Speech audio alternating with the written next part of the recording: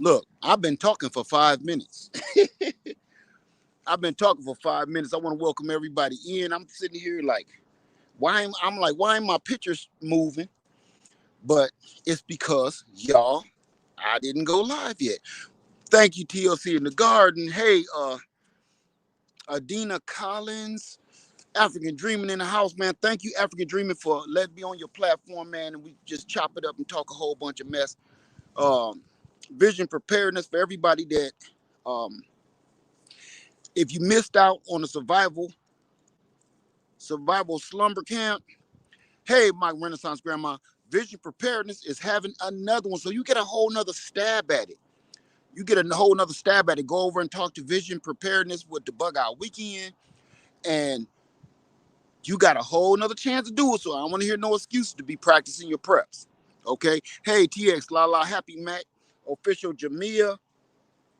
I want to say hello. And I want to do this. I'm going to try to do this as quick as I can. No, it ain't going to be quick. And my lips is burned up from the cold. We had horrible cold weather. Remember, I'm in South Carolina. So the cold that we just experienced was ripped. It was awful. It was awful. I wasn't ready for it. I don't think nobody was. And we just had to deal with it. Now, the first thing I'm going to do, I want to get this out and let everybody know, okay? If you're wondering why I still got on these same clothes, the same hoodie, yep, because I still got that boy on. That's why. So, if everybody looking here for fashion tips, this ain't that. This, you ain't going to get it here. This is about survival. And yeah, this shirt probably smelled like I've been in the boxing ring for about a week, just losing, but it's okay. It's all right. So what I want to talk about today, I literally had to drop Lady Lead off yesterday and make my way all the way to Freedom Makers. I'm still exhausted. I haven't had no rest, no time, no breaks. Everybody that was at survival camp, I still got on those same jogging pants that I caught the roasted marshmallow in between my knees. You would have had to been there to figure that out. So I got marshmallow knees. So if everybody end up looking at the bottom of my pants and be like, ugh, what Led been doing in the privacy of his own home? It ain't that. I left that to Drake. It ain't that. It's it ain't that. I dropped a s'mores. Well, I dropped my wife's s'more that she just made. And when I dropped it, my natural response was to catch it with my kneecaps. Good news, I caught her s'mores. Bad news, I caught her s'mores, which was marshmallows, chocolate, and I think it was Reese Cup instead of just Hershey bar. And yeah, that's still on me and between my legs, like I've been up to no good. Okay, so I want to say this, and then I'm gonna ask everybody questions. I'm sorry. I'm gonna tell you this, and then I'm gonna let us ask questions, and then I got to get busy. I'm gonna put I don't even know how to put my link in this chat on the phone because I'm on my phone. I'm not at home. I'm on Freedom Makers. So I remember. You got to do all kind of crazy stuff to get your link in here. So I don't know if I'm gonna even be able to let anybody up. Let me just try. Hold on, y'all.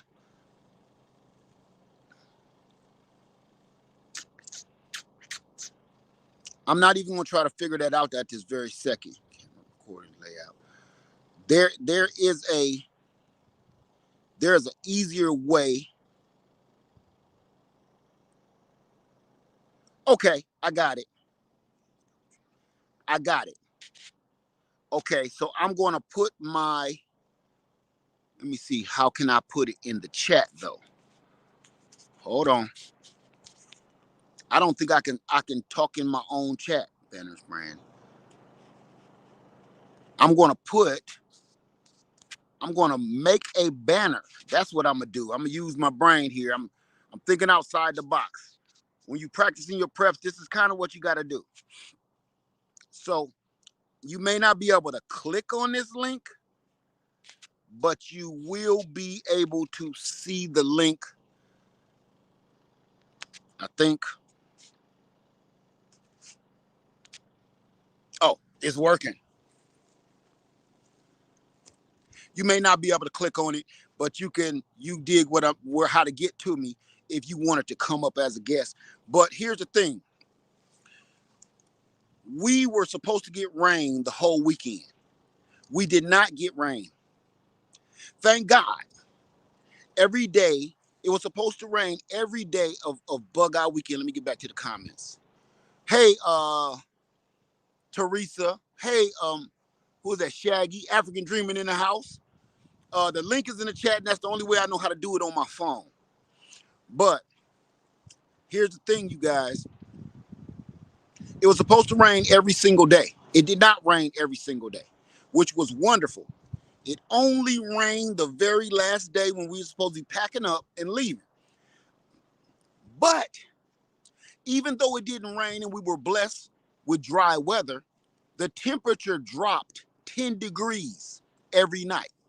So it was supposed to be in the 50s every night with rain, but instead it was dry and the temperatures was in the low 40s and upper 30s. That kicked us all in the crease. Okay? That's I'm telling you, I don't think none of us was really ready for that.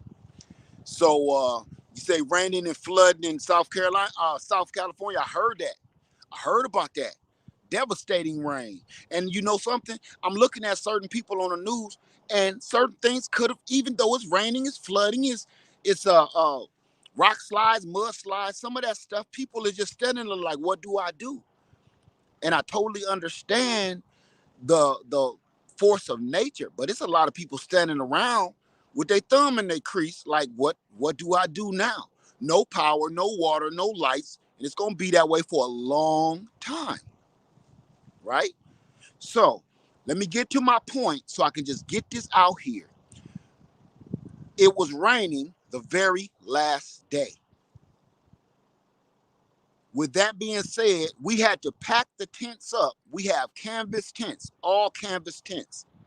If you have to pack your tents up in the rain, and everybody, hey, Educated Natural, everybody, I hope you listen to this because this is important. If you have to pack your tent up like this, everything is thrown in my trailer for a reason. We didn't pack anything up. Everything is just thrown in there because I didn't want to put my canvas tent that I paid thousands of dollars for back in the bag and just go put it in back in the shed or back in the storage. You do not put away a wet tent. I'm just gonna tell y'all use your imagination. You don't put stuff away wet, okay? You want to make sure everything get dried out before you go putting it to sleep. So what I'm here, the reason I had to hurry up and make it to freedom and I haven't had no rest is I have to set this tent back up so it can dry out. If it does not dry out, it will mold and it will either it's going to look bad or it's going to, the mold makes the material, the cotton fail. The mold also makes you sick. So you can't put it away wet like that. So my tent is heavy and wet. And I got to get that out and over with. So give me 2 ticks. And what I'm going to do here, y'all going to see me pull this out, the tent. I'm pulling out the tent. Okay, I'm going to go ahead and whip this out. Y'all ain't got to put y'all kids, but let me put on a hat. I'm freezing.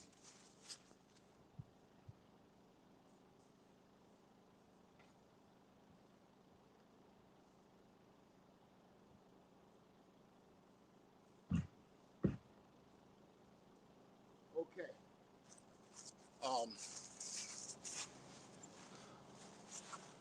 All right. So say it will rot if it stays wet, rolled up. Yeah, that's my father used to tell me. My dad used to tell me. That ain't what you want, son. Okay. All right. So I'm telling y'all this because this part is, believe it or not, is crucial. It's more than crucial. It's super serious. So some of this stuff I don't have to worry about. Some of this nylon, but most of it, look, all of the lemon tree cuttings that I had dropped on the ground because the wind was relentless. The wind was about 30-mile-an-hour winds every day. Blew all the cuttings, just, I was gonna give them away, destroyed them. Couldn't do nothing with them, useless. And for the most part, you gotta know your stuff. Oh, I'm also gonna talk about, I wanna talk about real quick, the struggle tent. Who wanna know about the struggle tent? The tent that me and Lady Lead could not get up. Who wanna know about that?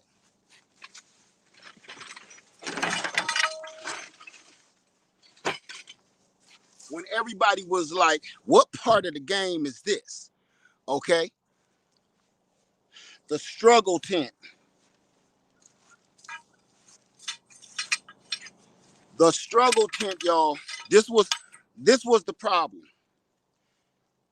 All right, I just said this on African Dreaming. Please go and watch African Dreaming's live stream he did just a few minutes ago. But this is what happened during the struggle tent. This is why I tell y'all, practice your preps. Practice your preps. You may have a sidearm, but you don't use it. You don't know how to aim. You know how to aim at the range, at an indoor, climate controlled range. You never practice outside on an outdoor range in the weather. You've never practiced on the range during stressful situations. Practice your preps. You camp when it's convenient for you. There's a reason why we were doing the hot camp and the cold camp. We were doing that because we want you to see what it feels like in different climates when you're in a bad situation. Okay, the struggle tent. Y'all see me put tents up constantly. You've been watching me for years do this. This is what happens. When you're hungry, you're exhausted, you've been driving all day to get to your destination, and an emergency happens. Let's just act like camp was an emergency. We're trying to set up the tent. She pulling left, I'm pulling right. We end up flipping the tent inside out. We couldn't figure things out. The simplest things we could not figure out because we were hungry, we were freezing, we were tired. All of those, we were stressed out. There are people coming to the camp and we're trying to make sure everybody is getting settled in. And what y'all can't see off camera is us talking to people as they walk by.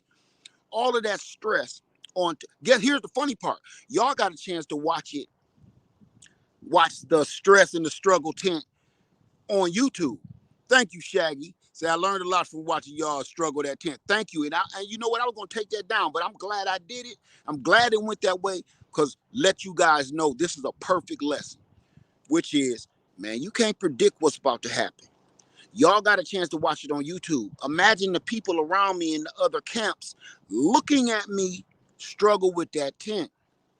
They got a live front row view of that struggle. Right? And they offered help and we was like, no, we got it. I'm about to wrap it up anyway. We were all there. They was all there to help us and everything. But we knew we could just get this done. Here's the thing. I got fed up right after the live stream. I put the tent away. I put it in this trailer. And you know what happened? I went inside the main tent. I got something to eat. I got warm. I got some rest. I got some kisses. And then when I woke up early in the morning,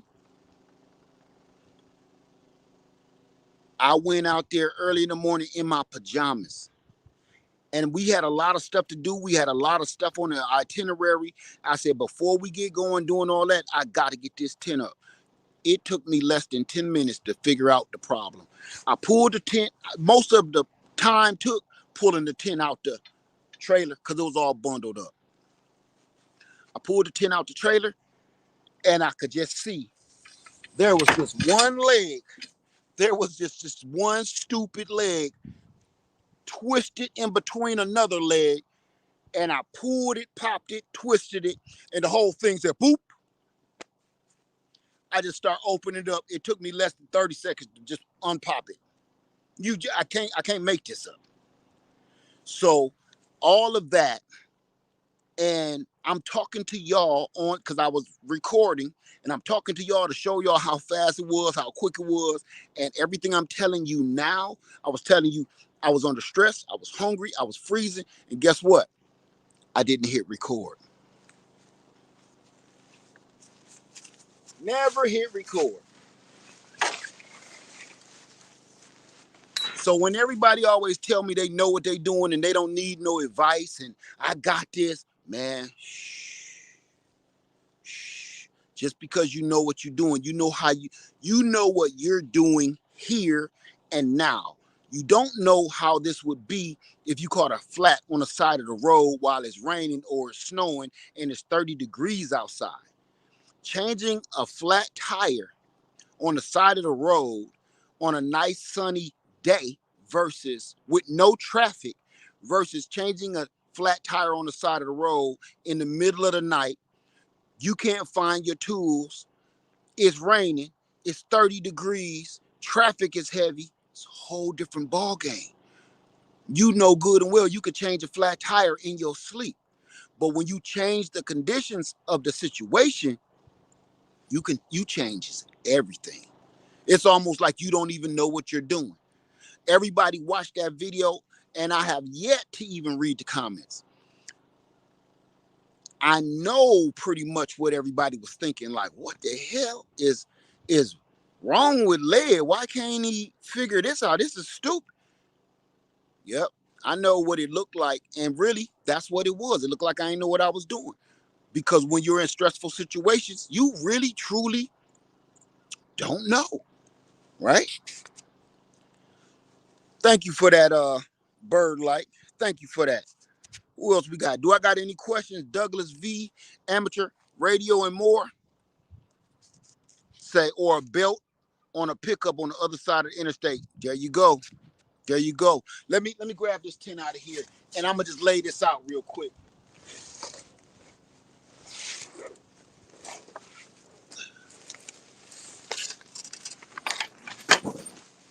Look at this. It's just a big wet up tent.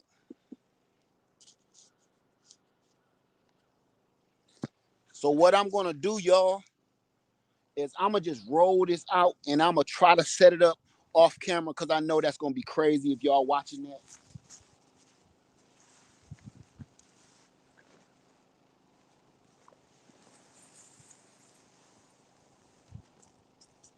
It's still wet too.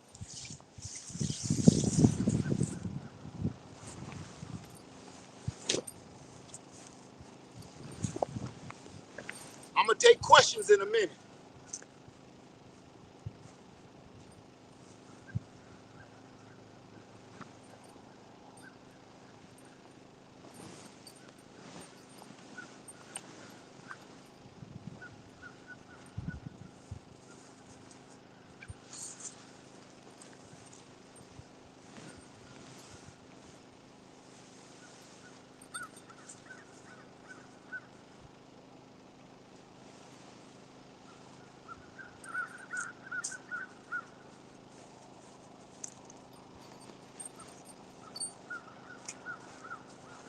Okay.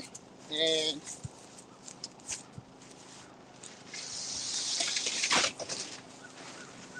Tarp, get y'all questions together.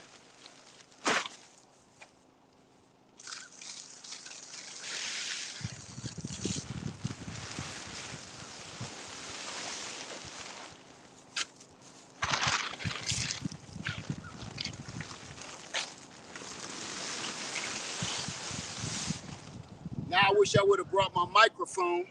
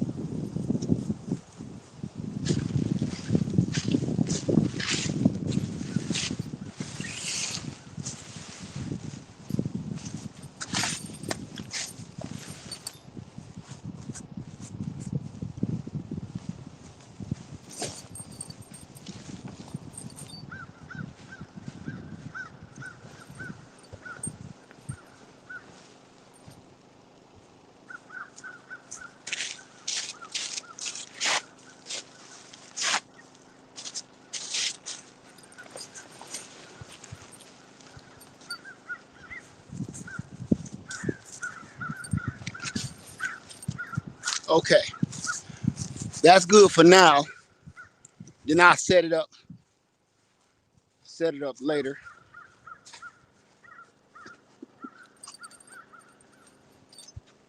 I just want to chop it up with y'all real quick,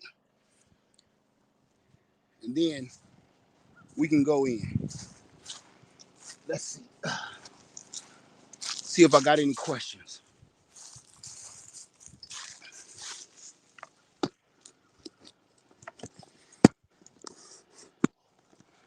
There we go. Hey, Shia Sunshine, how you doing? Vision preparedness, yeah, man. I'm gonna stay on here for real quick, and I mean it. Let's hour or less. If nobody got any questions about reality, we could close out because that's what this is. And I know people are watching me and Vision. Let me see if I can't put this link in the chat some kind of way.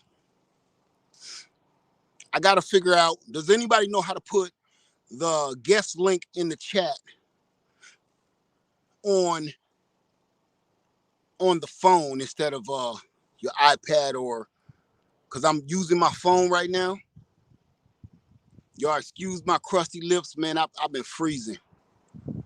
I was dehydrated, cold, tired, you name it. There is nowhere for me to actually comment.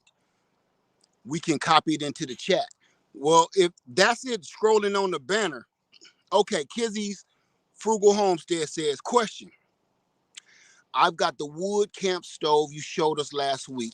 My tent doesn't have a hole in the top. How do you cut it to install? What kind of tent do you have? What kind of tent do you have, my sister? I'm not going to go to telling you. I legally cannot tell you how to alter your tent to make things like firework. Okay? I would tell you I would love to help you on that, but legally I can't. All right. If you don't have a stove jack already in your tent, I can't touch it as much as I would love to. And I'm sorry.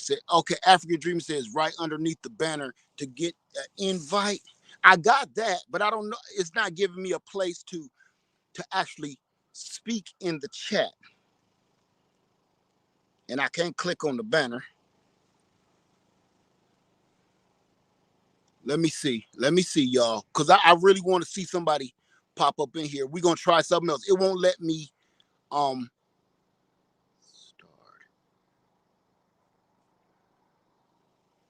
It won't let me type in the chat myself. And if it does, it's probably something weird. Stream info. Let me see.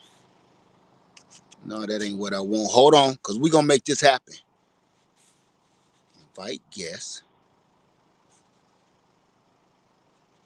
I copied it,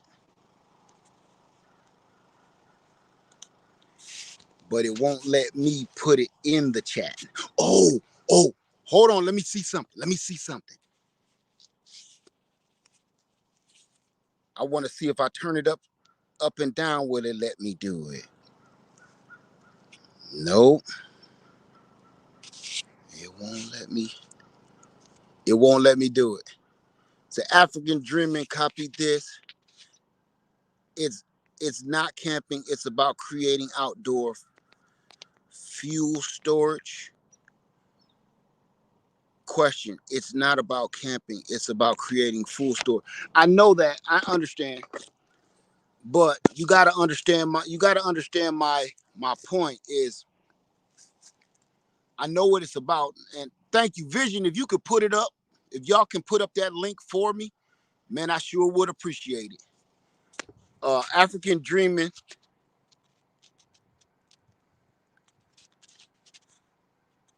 Say it's not about camping, it's about creating outdoor fuel storage. It's not about camping, it's about creating outdoor fuel storage. Tell me Tell me what you meant by that, because I'm not quite sure I understand. How you doing, my friend? Says, glad to catch you live and listening. Thank you, my friend. Thank you for that. Hey, the off-grid trucker. Hey, Unbiased LLC. How you doing, sis? So good to see you. Okay, let me see.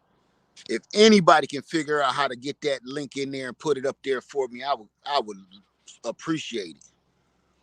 Say I bought it for an emergency house heat, so I really thank you anyway.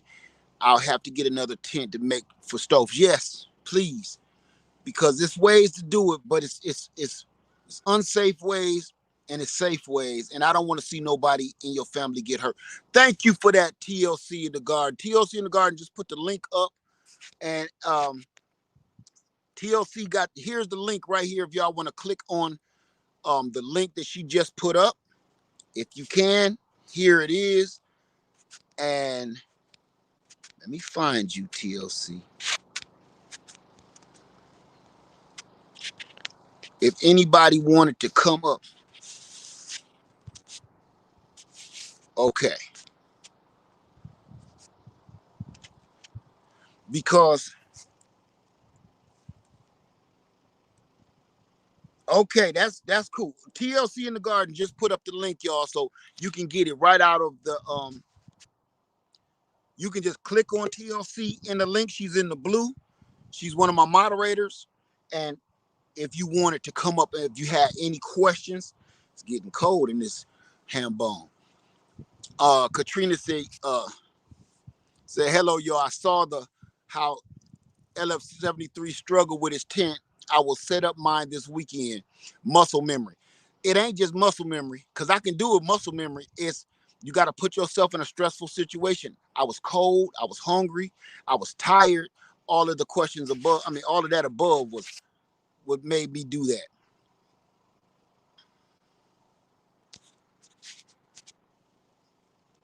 KCL said, I made that mistake a few years ago in a camping trip. It's not what everybody think. It just seems so simple. It is simple. Listen, it don't get no more simple than a pop-up tent. If you can't put up a pop-up tent, you might just want to just get a tarp and some sticks. You know what I'm saying? But it's when you're hungry, tired, exhausted, and it's dark, you ain't seeing right, things don't go that simple. Said trying to now. I'm not as computer savvy as I used to be. That's okay. That's okay. Hey, Blue Lotus Vibes, how you doing? It's good to see you in here.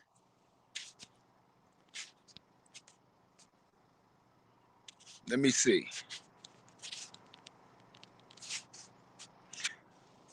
I see you, Vision. I see you. Say sitting in the back room. That's all. You sitting in the back room. I can't see anything. Hold on. See, this ain't even letting me see. Oh, I saw. Oh, okay. You gotta click on it. Oh, I see. The phone be playing games. Hold on. Is y'all on there? Can y'all see me? Oh, yes, sir. Yes, sir. Loud and clear, bro. Okay. We here. Let me. This is new with the phone. I'm messing with the phone here. I want to say welcome everybody. Welcome in Vision Preparedness and welcome in African Dreaming in the house. What's going on? Now, I just came off of African Dreamers channel and we all just chopped it up about certain situations, and this was one of them. Now, before I get going, I want to ask everybody in the room how many people, I can already see, how many people did not get a chance to come to survival camp? How many people missed out and didn't get a chance to go to Greenhouse Line? Not you, Vision. How many people in the chat missed out on survival camp? Everybody, I know. I'm just asking dumb questions. Okay. You got another stab at it. you have another chance. Now, see, if you keep on missing all of these gatherings that everybody is having, now you just make excuses for not doing right. Okay. So, with that being said, Vision Preparedness, my brother, Yes, sir. can you please announce your bug out weekend? So everybody like, oh, sorry, Led, I missed it. I had to work. Okay, you got another stab at it. Go for it, Yes, Vision. indeed. May 16th through the 19th, this year, 2024, Dayton, Ohio. We're having a bug out weekend. It's a 4-day event. We're having classes. It is a prime opportunity for you to bring the gear you have not tested. You're in a safe environment where people are more than willing to help you figure out how to use your gear. That's the whole gist of the bug out weekend. And we're going to be having classes. You're going to be meeting a lot of like-minded preparedness people, gardeners, 2A from all over the country. It's going to be a great time. And it will cost you absolutely zero. All you got to do is show up. We'll be having registration opening up later this month. And all it's going to take is your time, your gas money, bring your food, bring your tent, bring your preps, and the rest you will learn and have an amazing time. Amen. Amen to that. Now, my brother, if they miss out on that, if they miss out, see, I'm throwing them all kind of bones. Right. Can you please tell them about the crawfish weekend, man? I will. I'm gonna tell y'all about the crawfish weekend, the crawfish kickback. It is a collaboration. Wait, one tick. I'm sorry. Everybody, please get out your pen and paper and be writing these dates down.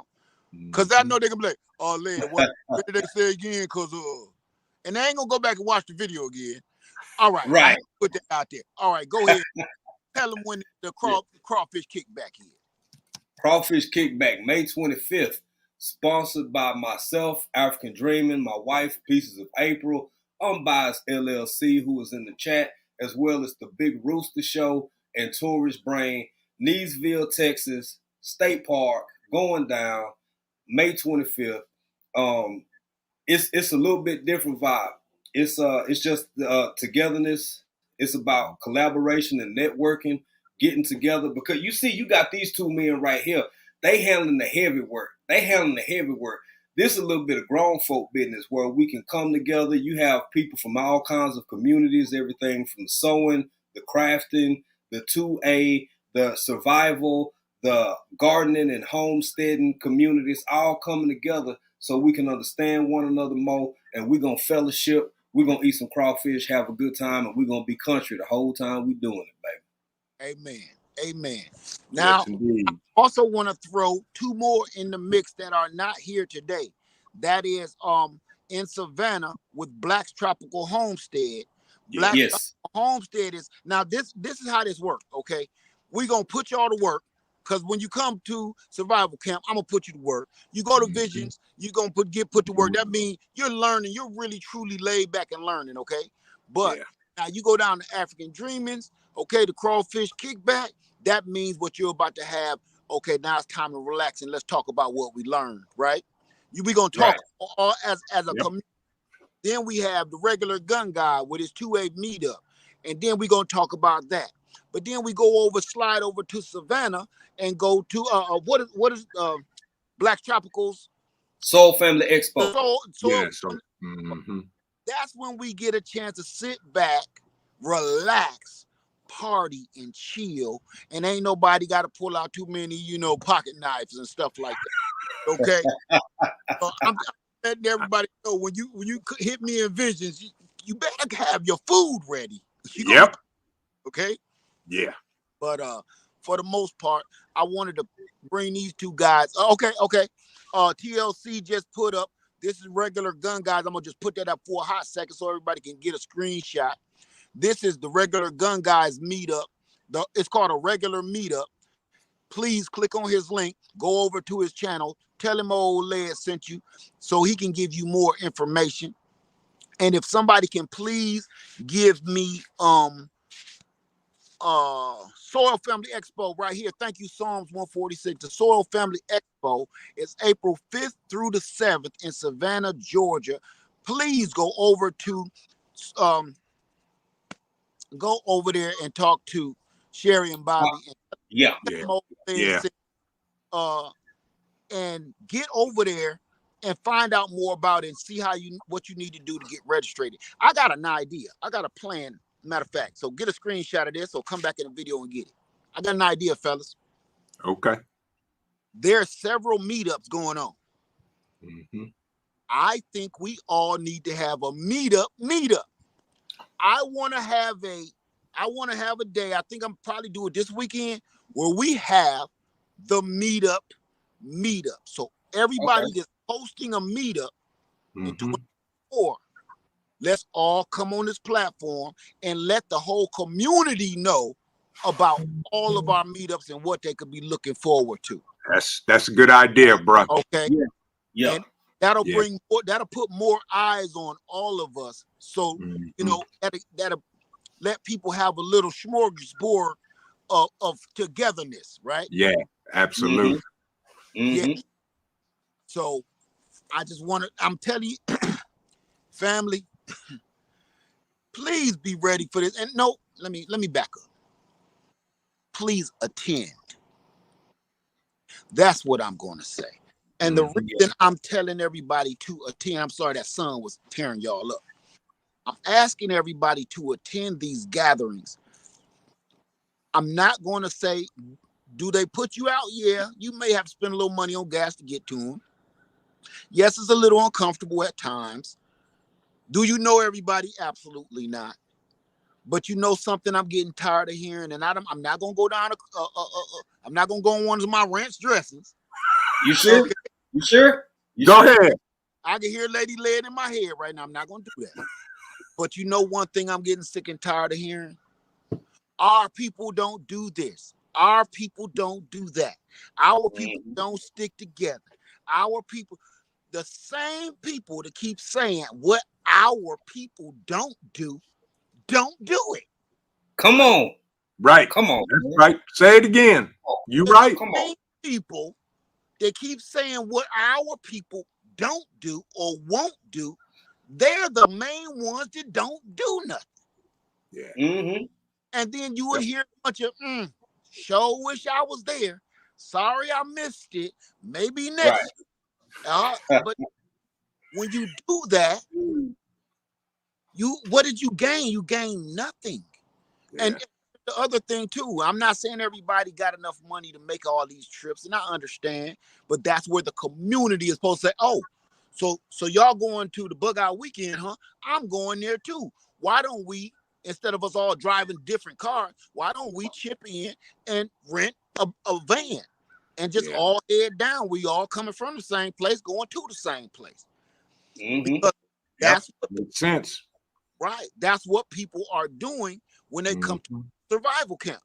And I didn't know all of these people were getting together. They're getting on the same camping lot and they rode down together. I had no idea. Right. Yeah. That's good. That's good. This is what we need. Yep. You got anything for us, man? Let the people know. Let it ring. All right, I was just gonna say, and I'm gonna act like I got some home training on account of being up on your channel. Right, but that's why I'm quiet. but look here, you said something real profound because it's always the naysayers and the dissenters and the non-doers who are often the biggest critiquers of those who do set things into motion, those who do set things into play. I'm gonna tell y'all something. Now, come later this year, it's going to be my first time ever hosting or being part of hosting an event of this magnitude. I ain't talking about a house party, a backyard house party. This is a real event, organized and structured with intent and purpose that both of these men have done multiple times. And if you think it's easy, won't you get out there and do it? If you think that maybe Led spot a little too close to the water and why the trees got to have leaves on them and why the wind keep blowing, stay at home. Or Or hear me out. Hear me out. Or do your own event or support the people who are already doing what you lack the courage and ability to get out there and do. You in an environment where you're responsible for other people. You because both of these men are responsible, well-intentioned, well-meaning individuals. Not only do they care about you while you're there, they feel a certain level of responsibility for you while you're there. Same thing at our event, even though it ain't happening yet. So, baby, keep on pushing. Leg, keep pushing. Vision, keep pushing, because they'll never stop. Even if it's just one or three or a handful of them, you always gonna have some folk with something to say, with more to say than more than they do. So just marinate on that a little bit now. Hey, Jay, I gotta stop you right there, bro. I gotta give you props because you was actually able to get out your whole thought and sentence without breaking up. Man, that internet show is crispy, bro. Hey man, you awful clear there, bruh. Oh, wait, boy. I didn't know your hair was that long, bruh. Man, right. Hey, and can you tell me about some of your skin treatments you got going Right, on? right. Look, y'all making me blush now. Y'all making me blush. I can see all that. What you do? Just get faded up a little bit? I can see all that now. You see, Who edged up your goatee, man? Right. We can all. I do it myself. When I got a little more money, I go to the people. But normally, I do it myself. But I'm gonna have to. I think, man, in the future, I'm gonna have to talk about this internet company I'm working with. They, as y'all know, we out here in rural East Texas. The closest town in either direction, one of them is 18 miles. The other one is just under 16 miles. And I could just hop on over and head into Shreveport, Louisiana. I am in the middle of the sticks, and as y'all can see, the internet is popping. I want to take a poll. It's 400 people in here. How many people notice how crispy African Dreaming's internet is right now? Please put your hands together for Jay and Israel and African Dreaming. Boy, please put your hands together. And y'all realize, because everybody now like, show is. We heard everything he was saying. Hey, look, Jay, you was asking me like, Led, you said, Led, man, what am I doing wrong with this channel, man? Because I'm not quite sure what's going on. I ain't getting the views or something. I think, because I was teasing you the other day. I think that right when you about to get into the point, that's when your internet cut off, and then you'll come back and say something like, some bitches. They didn't hear the whole Right. Yep. They didn't hear the whole sentence, and it might have sounded, you know what I'm saying, sexist, racist, or something, So I'm like, I think that might have a lot to do with it, because you be like, because look, this is what they hear gun, and then hear, they didn't hear nothing. You could have said gun, ball, machine, and then I'll be killing that bubble gum. They didn't hear that. The internet cut off.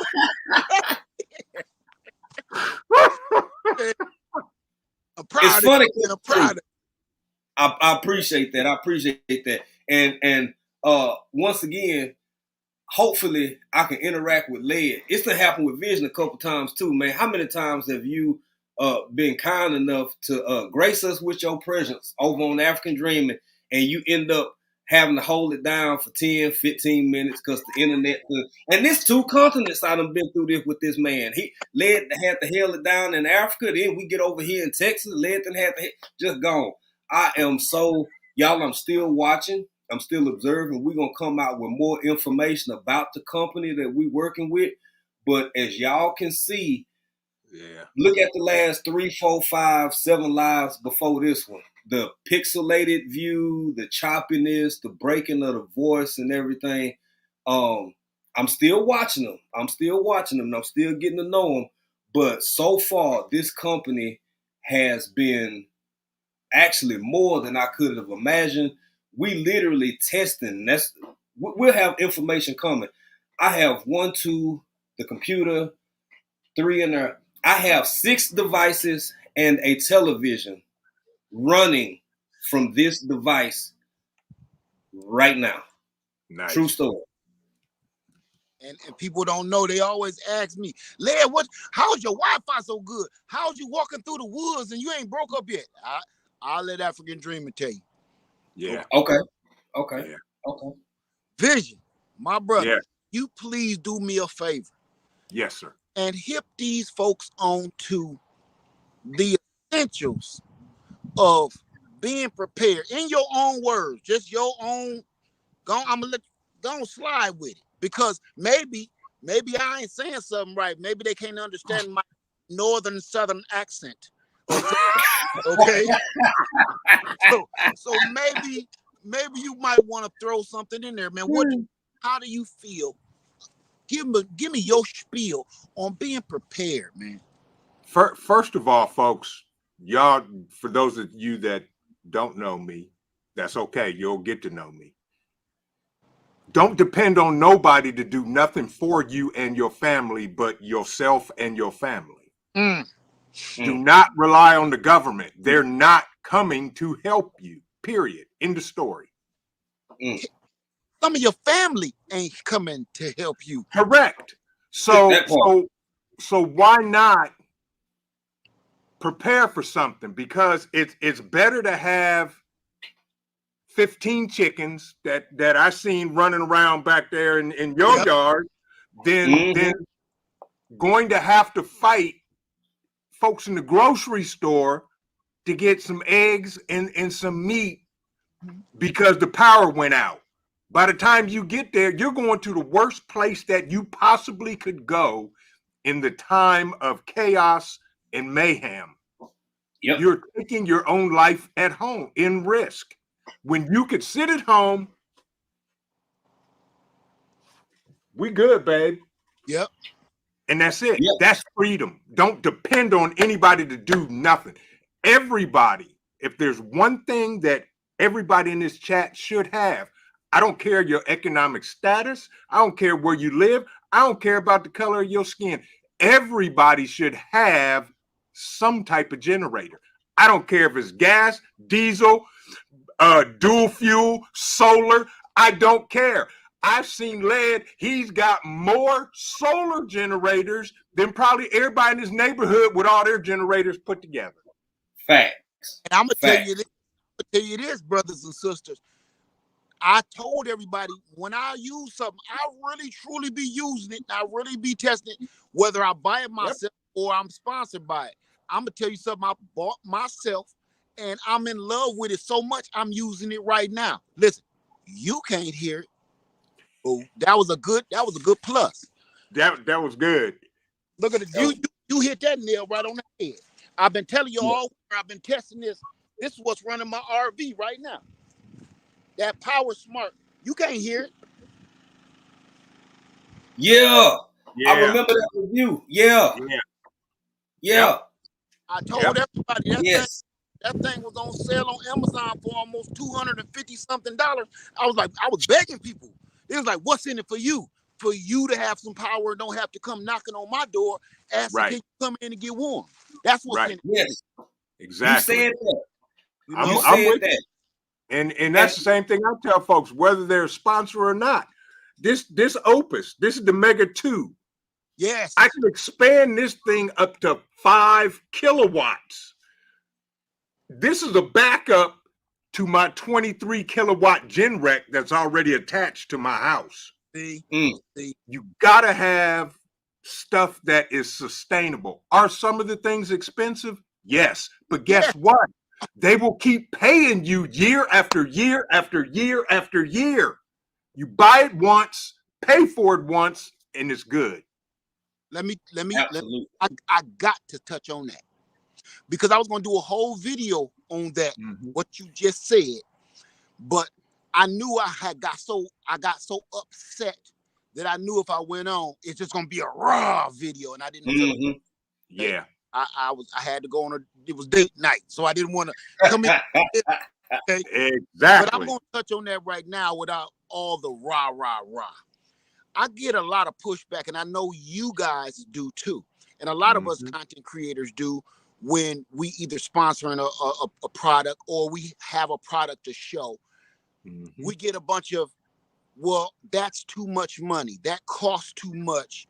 I can't afford that, or I'm not paying that. Let me just say something. I'm trying not to rah, y'all. How much is your safety worth to you? Come on. Everybody putting That's it. a price on the product. They're putting a price on their safety. They're putting a price on their security. They're putting a price on their survival and their sustainability.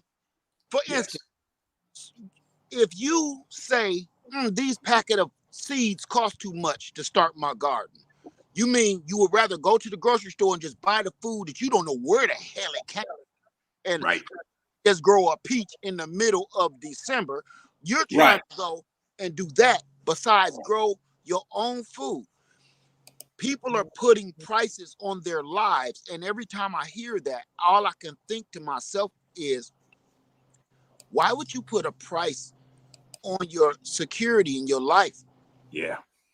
Yes, I'm not going to pretend that some of this stuff isn't expensive, because it is. But that's how much I want. Look, you'll take your money and you'll go out and buy some bullshit in a heartbeat. The question you will have is, who can I borrow the rest of the money from so I can get this dumbass car or this purse or these shoes? You have no problem doing that. Right. But when it comes to making sure your kids is fed in an emergency, your home is heated in an emergency, you got water to drink in an emergency, people start, them water jugs cost too much, lead. Yep. You don't got to go buy them water jugs. Just put some damn water. After you done drinking a jug of milk, clean it out good. Go put some water in it. Right. Do something. It's that simple. It's that simple. It's that simple. And we as humans, as people, have grafted towards two very unfortunate lies we tell ourselves. Because I know that I'm getting older. I can admit it now. You always have enough time for the people you want to have time for, and you always got enough money for the things that you want the most. Everything else in between is an excuse. You don't think I would love to go get a tractor when we get off this live? I actually can't go get. But you know what I can do? I can, if it ain't but a nickel and 2 pennies with it every day or every week. You can get where you need to be if you want to, but it's easy or not. That go for getting up walking in the mornings or evening, or that go for spending time with your family. You can do what you want to do when you want to do it bad enough. The problem is a lot of people come into the wanting bad enough. I ain't gonna say after it's too late, but when it's less easy to acquire, easy to do. And I'm gonna say something. I just want to very briefly, touch back on that whole tent situation. Because I was watching and I was doing this. How many people in this chat in Lead Former Live right now, them been running late, you still half sleep, your keys sitting right where they always sit, and you can't leave the house because you don't know where the hell, Lead, because you don't know where your doggone keys at. You don't know where your keys at, even though they sitting right there. So think about putting together a tent. Thinking about the tire example here. You changing the flat tire. You done changed a tire in your sleep probably. But when you are under stress, when you're under duress, when you are under some type of circumstances that throw you outside of your mental frame of thought, y'all, folk, practice your preps. Practice your preps. You got go to. over scenarios with your family. It's no different. It's how people make it overcomplicated. Now, I say as a non-father, but I got a whole lot of nieces and nephews. When they was younger, I take them to the mall. Sometimes it's just me by myself and 3 or 4 of them. I would tell the oldest one and the one most responsible, if you lose old Uncle African Dreaming, we gonna meet right back here by this water fountain. If you can't find this water fountain, then we all gonna meet at Foot Locker or something. Now the 2 littlest one, I gotta hold them so close, I can't. I can't doggone them, let them go. But the other 2, they kind of wander in age a little bit. We together, but you can kind of wander, but we together. If you get lost, this water fountain, we all gonna wait for you right here. What's the difference in doing that with your doggone family? Having a plan for this, having a plan for that. I'm sorry, go ahead. You good. Go ahead. And Yeah. I wanna say this to everybody that think that, because I'm not one of these militant dudes that I'm not that guy. I Mhm. do want to say this to the people, in which I run into a lot of, and I'm sure Vision does too, which is this. You'll end up coming out to the preparedness camps, and you think that we about to have you belly crawling in the mud, and Mhm. what you'll end up doing, learning, is having Yes. a damn good time. That's right. Right. Nobody's Right. forced to do anything. There's times where people like, lad, I can't make it on the, on the victory hike, man. I'm Yeah. tired whooped from last night. Hey, man, you ain't getting no F. I'm Yeah. not. Right. I Right. want you to come and have a good time. And when you feel like learning something, join us. Come on. Yeah. And that's the same thing we did. We had a bug out bag hike. Right. We went a mile around the lake. That's what we do. That's what we do. And it was amazing how many people were like, I'm going, wait for me. We had a bunch of folks. So Yeah. this year, we're going to do the first one. And then for the hardcore folks, we're going to do it 6 more times. So we're going to do 7 miles Saturday morning. Okay. See, But you're right. You don't have to. You can wait for me to get back and see if I'm sweating, if I got oxygen on my face, right. if somebody's carrying me. I don't care. Yeah. Right. That's what it's all about. But that's what it's all about. And Mhm. if you don't know what to expect, we are literally telling you honestly. Okay, and this the other thing that people, I'm sure people get, and I've heard this before. You're the same in real life as you. I hope so. Yeah. I hope so. Let me tell Yeah. you something. When you see me on here, man, this is me. Mhm. I've had people, Yeah. I can't believe it's really you. I can't either. Yeah. It's just Who me. you expecting? Right. I don't know. Elvis will come out of the thing. I don't know. I'm just a regular dude. I like to Yeah. have a good time, but I'm not. Yep. I don't play games with my family's safety and survival. That's Correct. That's it. Same here. And frankly, Right. I think I can speak for every man out here, at least on this chat, and some of the ladies here. It's the same deal. Mhm. We lay back, calm, cool, collected, but when it comes to your kids and it comes to your safety of your wife, your husband, your family, that's where, man, things might take a bad turn for you. Yeah. Right.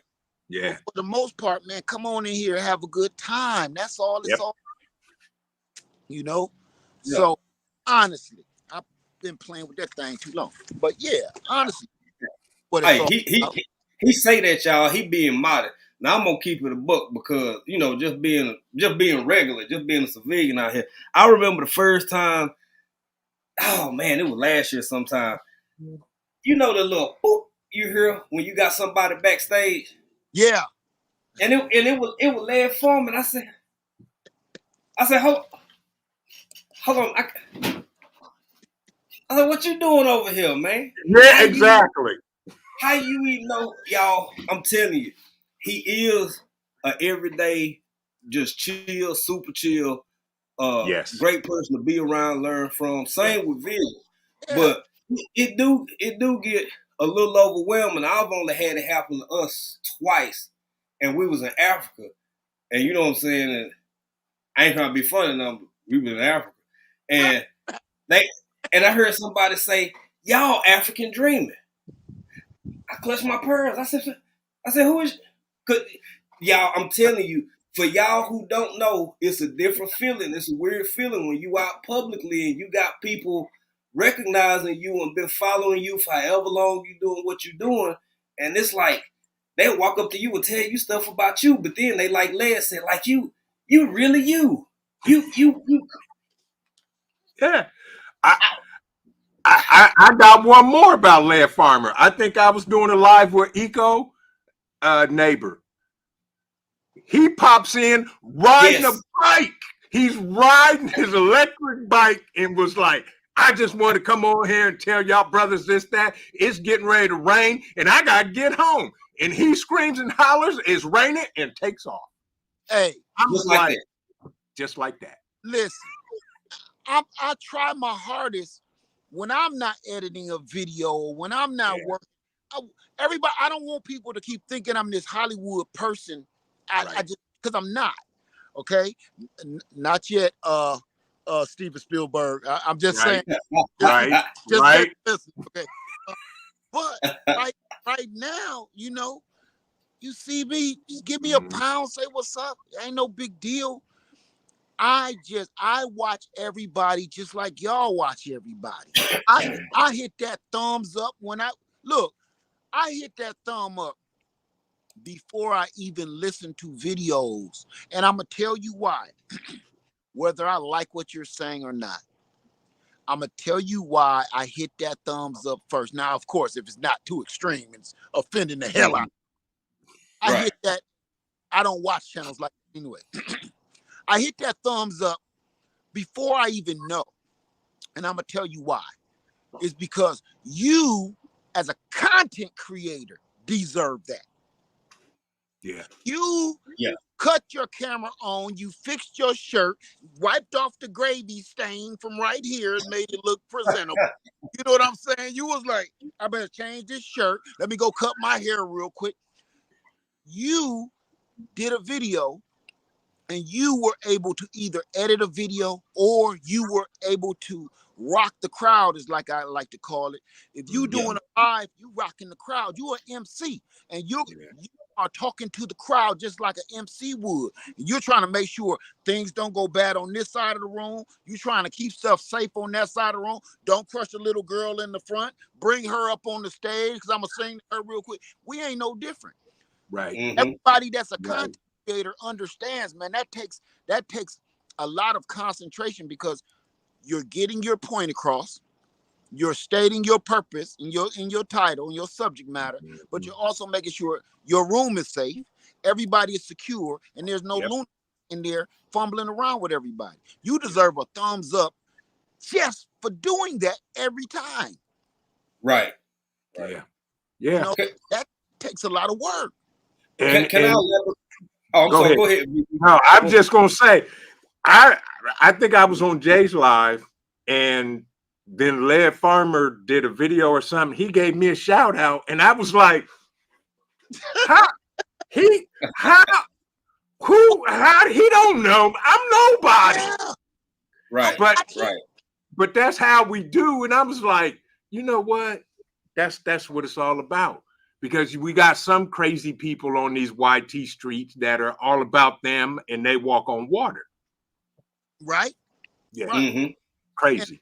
And I would hope this is how I look at it. Just as easily as YouTube gave you a platform to speak your mind, they will take that away. Mm-hmm. You know what I'm saying? So if they take that platform away from you, they whip them doggone milk crates from up under your feet, you back on the same level with everybody else. And now nobody want to be fumbling around with you because you thought your ish didn't stink when you were standing on that soapbox. Exactly. Right. You didn't reach back. You didn't help others. And when you fall down to the bottom with the rest of them, right? You look like a fool. Because now nobody want to have nothing to do with you. Nothing is different from this platform than it is in real life. Man, you treat people with respect. Right. You treat people humanely and you be kind. Or you could be at the top. And I've seen it on YouTube too. You could be at the top. And then they storm the castle on your ass and they pull out from the okay? Yeah. Absolutely. Yep. Absolutely. I want to take the opportunity because both of y'all segued into exactly what I want to say.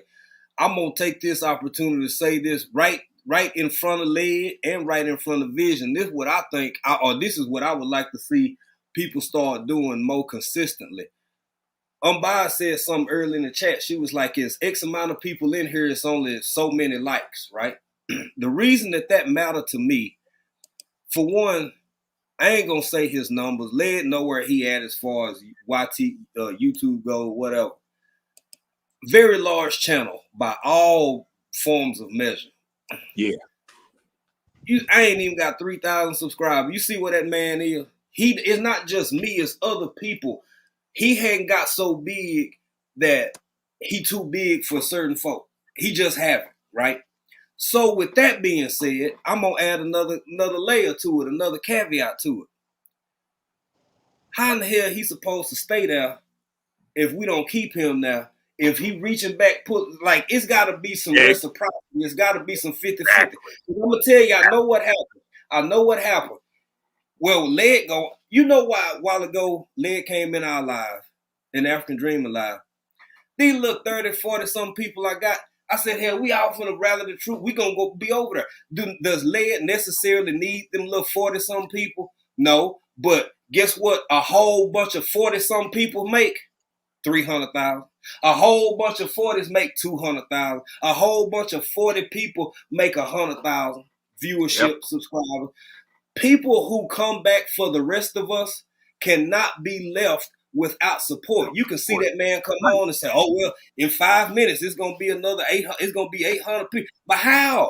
If people ain't helping How we don't, right? How if people not saying, "Hey, he got there, but how we gonna keep him there so he can keep helping us?" If we don't collectively make the effort to stop seeing somebody as so big, you can't be no realer. You can't be more down to earth. You can't be no more genuine. Family, when we see people like this in our community who have certain stratums that they dwell in and they grind and they do YouTube very seriously and very well, hit that doggone like button, man. Sure, you don't think, hold on, let me clutch my pearl. I like being shared out. I do too. You don't think he like being shared out? You don't think Vision like being shared out? Quit assuming people are so big that they don't need your help no more when everything they do is centered in, on, and around helping you get to where they are. And I'm done. And here's my quick 2-second piggyback. When I saw this man come outside, I think he was doing something with his trees or whatever. He had on his pajamas. Because he wanted to go live for y'all, for us, and see them. That is the brother right there. That I don't care if he came on for 2 seconds and said, "Hey y'all, hi, wanted to see you." Guess what? Share, like, boom. Too easy. Easy. I'm gonna tell you this, and I just want to put this real gruesome picture in everybody's head for 1 second. Everybody know who Halle Berry is? Raise your hand if you know who Halle Berry is. Halle Berry. Crazy as she want to be. LeBron James, Halle Berry, Oprah Winfrey, anybody you want to think, high level, high capacity, raise your hand for, let's just stick with Halle Berry. I think it's a better view what I'm about to say, okay? Okay. Halle Berry sit down and wipe her butt just like everybody else do. Yeah. Facts. True story. She gets sad just like everybody else do. Yeah. Mm-hmm. She gets depressed like everybody else do. Yeah. I'm going to say this, and I mean this from the bottom of my heart. Don't ever think money can replace friendship, sadness, depression. It doesn't fix that, because if money fixed all of those things, we wouldn't have so many people trying to end themselves here every time we look on the television screen. Like, why would they end themselves? They had like $40 billion. Why? They had everything. Did they though? We look at them up there and think, I wish I was there, and they wish I was down here where I could just walk. Look at Michael Jackson. That man turned himself into a whole damn goblin because he just wanted to rest in peace. I love Michael Jackson, but y'all know he wasn't right in the head. Come on. He wanted to do, out of all the dollars that man had, his only thought was he want to climb up trees like a little boy because he ain't had no friends. Right. And he didn't have no childhood. He used to pay people, man, would you spend a night with me? For what? Right. You know, paying security guards, man, don't leave. Don't go to the house. Well, I can go home with my wife. Your wife and them to come here, man. Just let them It was lonely, man. That man Oh, himself shit. into a whole damn ghoul just to try to make people like it. You know? And I don't want to talk about Mike John. I loved the man. I loved him. But it's the Yeah. we talking about his personality. He was no different than the rest of us down inside. He was way more talented in that aspect than a lot of us, but he was still a human being. And I think we pushed him above and beyond the human. Look at Prince. Look what happened to Prince. We thought Prince, I think he from outer space, right? Prince was from outer space. But when those record companies start messing with his money, he became a black human being all over again. Remember? Right. Come on. Right. Come on. Okay. Yeah. He didn't. We were so mysterious when they start messing with his money. Yep. He had the same problems me and you got. People trying to swindle you out your damn coins. Yep. Exactly. You know, how many lives have you done? How many lives was some? You could be talking about land ownership. You could be talking about generators. You could be talking about whatever you're talking about. Somehow this always come back into, and it's always germane to the conversation. A lot of people, myself included, is a part of me that's eager. I want to be where Led at. I would love to have, baby. This man warned you. He warned you. Do you really want that many eyes on you? Do you really want that many questions? Do you want to sit under that much judgment? Hell, you can't even. I didn't look like you did a good job to me. You can't even cut a damn tree right, according to some folk. You can't win when you reach a certain level. You cannot win when you reach a certain level because it's just a lot. So I commend you. I commend you for most importantly, still finding the strength and the will. Because I don't know how you do it. I do. But you keep reaching back, bro. Keep reaching back. I'm gonna tell you why. I kind of look at it. I call myself grandfathered in. The reason why I do it, because look at every entertainer in the world. 1 minute, it was Drake, right? He was the top of the notch. He was top. Right. Before Drake was Lil Wayne. Lil Wayne. Before Lil Wayne was Jay-Z. Before Jay-Z was Run DMC. You ain't gonna stay on top ever, is my point. Right. Facts. Okay. Right. Now the only reason you stay existing in this realm is how many people, when you look back, how many people did you put on? How many people did you help out? How many, when your record ain't selling so hot no more, how many people, like I can bring this up real quick, which people don't really feel this, but it's just the truth. People don't like Fat Joe's music, for instance, like like everybody else, okay? Right. Yeah, Right. Jay-Z, yada yada yada. Because of Fat Joe helped all of these big stars that we really love and know. He helped them stay out of jail, pay their taxes, pay that little stage Billy had, kept them head below them. Don't nobody even know that. Right. Right. If it wasn't for Fat Joe, all of the famous artists that we love and know, you wouldn't know. Right. Right. He just keep it hush hush. He like, I just want to see you. But now that Fat Joe is right here, they don't know that everybody is reaching back and helping Fat Joe stay right here in the know. Everybody know who Fat Joe is. Right. Right. And if he didn't reach back when all those people was in trouble or trying to get a platform, would nobody be helping Fat Joe do nothing? See, when you're on top and you hot and you don't help your community out, when you fall down alone. True. You fall through the clouds alone. Yep. Yeah. That's how. And just to add validity to that, come on, y'all. It's February, ain't it? It's February. Yeah. It's tax season. Some of y'all got a couple of relatives that's gonna have their pank out and be a little sedated for the next month and a half because they done got that money. Now, I use that as an example. This is showing somebody true colors when, for all intents and purposes, they're larger than you. They have more than you.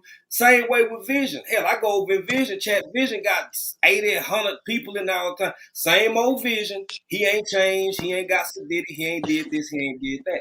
I'm not saying don't make certain necessary changes, but I am saying this. When you got somebody who at where led at and still rock with you and move with Yeah. you like that is more definitive of a person's true character than when Yes. they down and out. Because just like some of these folks finna get this income tax money and you ain't gonna hear from them for the next 2 months because they crank out and they doing a little better. It's the same thing with lead. You better see how people treat you while they up and while they on Right. top.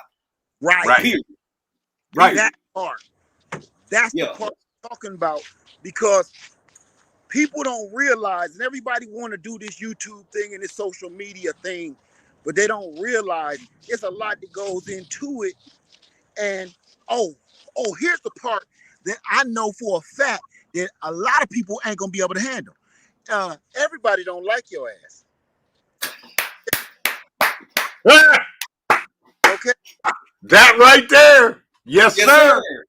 I know Yes, that sir. for a fact. You think you can handle all the rest of this stuff that goes with social media? I know that you can't handle. See, this goes a little deeper than, I don't really think I like him too much. It ain't that. It's the people that seek and try to destroy everything you try to do. Come on. That happens.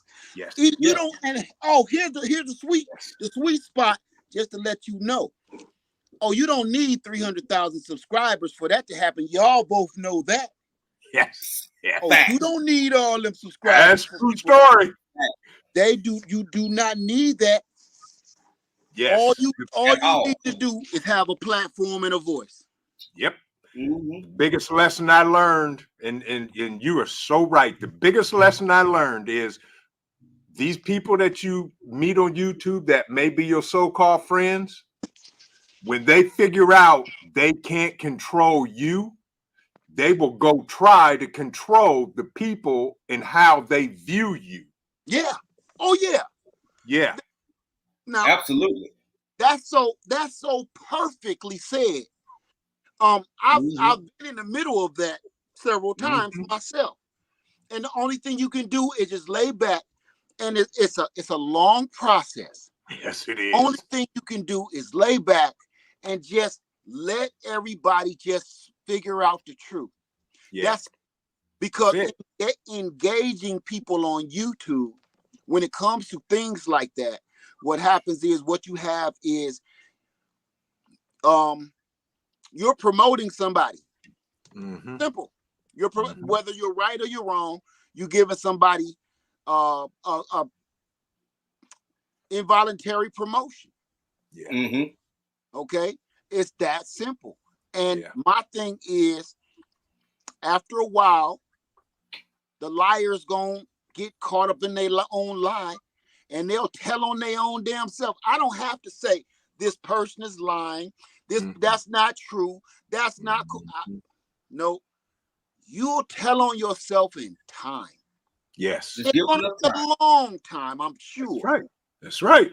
Depending on how good of a liar you are. But for the most part, you'll fumble and trip and stumble on your own bullshit. And that's when I do get the emails and be like, hey, I saw something and I think you was right about a year ago about XYZ. Yep. Oh, tell me more. Right. Right. Yep. It's just not worth it. I'm like everybody else, man. Yep. I'm true story. And the people I rock with. I'm no different now than me being home or in the hood. If I rock with you, I rock with you. You know, you ever had those friends? They live on the other side of the hood, so you don't see them every single day. Right. But when you see them, it's gonna be a good time. Yeah. Yep. My YouTube family. I can't get to everybody because you might live on the whole east side or the west side. But boy, when I see you, we gonna have a memorable moment. Yeah. That's how I see. Yep. So I'll never forget. And see, here's how this works, y'all. I met none of these two brothers directly. I met Jay through Triple Threat. Mm-hmm. And then I start hearing this name, Lead Farmer 73. I'm like, Who the hell? What? Huh? Who is a lead? What is a lead farmer 73? So Yeah. I'm like, let me go check this person out. Boom. I'm like, you gotta be kidding me. Yeah. And that's how you get to meet people and you know them, because don't listen to what you hear or what you don't hear. You gotta, like your gear, test it out for yourself. Led can sit here and has talked about stuff. I'm talking over and over and over and over and over, and y'all still ain't done nothing about it. You know what? And that's the part where you kind of start being like, you ready to, throw in a towel. Mm-hmm. Yeah. But and I'm listening to my wife again. She's like, you don't know how many people just subscribed to you this week, though. Yeah. That I've never heard of you. And Yeah. she says it like this. She said, if you start thinking everybody was supposed to hear you because everybody was supposed to be there, and that's still egotistical after a while. Mm-hmm. So you got to remember, everybody don't know you. So remember the people that coming on board, Yeah. And that's like I used to tell Jay and them, and still did. And I really still don't. I told him, I said, I don't care about numbers. I started my channel for one reason. If I can help one person, just one, prepare for the unforeseen disaster, whether it's economic, natural disaster, man-made, food shortage, pandemic, whoever, whatever, I've accomplished my job. And Jay used to get on me about, man, you don't never promote your stuff and what you got going on, bro. You need to talk. Yeah. Which I'm gonna tell you why. I'm gonna tell you why I told him. I'm sorry, Led. I'm gonna tell you why I told him that. Because, baby, I want both. I'm on here anyway. I'm on YouTube anyway, and you see how this man catch Trent on catch Vision Preparedness on Thursday evenings, like today, or on the Tuesday, Thursday, or even on the Saturday. Man, it's 80, 90 deep off in that joint. I feel like you deserve that because you're gonna be there anyway. You're gonna be doing it anyway. You may as well affix or associate yourself, because if you got a little old lady next door neighbor and her kids live out of town and you mow her yard, I ain't gonna turn down a glass of lemonade. I mowed the yard anyway. Right. That don't make me a bad person. I ain't in it for the wrong reason. Right. I'm trying to do something with it, baby. Everything in my life is intentional, with a purpose and a game plan. Thank you. And that's what I'm talking about, because I watched Led, and I'm watching what he's doing, and he said, I got all this stuff for me, but it ain't for me, it's for y'all. Always. Every product he puts out, he gives y'all a code to save some money to get the same thing. And he's not telling you because he don't know. He's telling you because he uses it. And that's exactly what I started doing. You know what, Vision? Yeah. On that point, right there. I need people to understand this part, because I know if you don't know how YouTube works, you don't know how sponsorships work, you will think that if I was me looking at me and I didn't know no better, I'd be like, he just always talking shit about some old junk that he trying to push on people. Right. No, this is it. And I'm going to tell everybody this. If you are approached by a sponsor to show your community and give your community a discount on products that will save or help them in any way, form, or fashion or capacity, yes, you deserve and you owe that to your community, because I'm going to tell you how this works, and everybody that have sponsors understand how this works. I don't have to show y'all jack. Correct. All I gotta do is make a quick short video of anything I get that's only a minute long, and I don't have to. We, as sponsors, y'all know, we don't have to offer y'all codes. If we don't offer you the codes, we can keep all of whatever to ourselves. We can take that payout and not give a damn about nobody. Correct. But this is the part that gets me. So people don't understand, when we put out those product codes, that takes out of our pockets of our earnings what we could have gotten.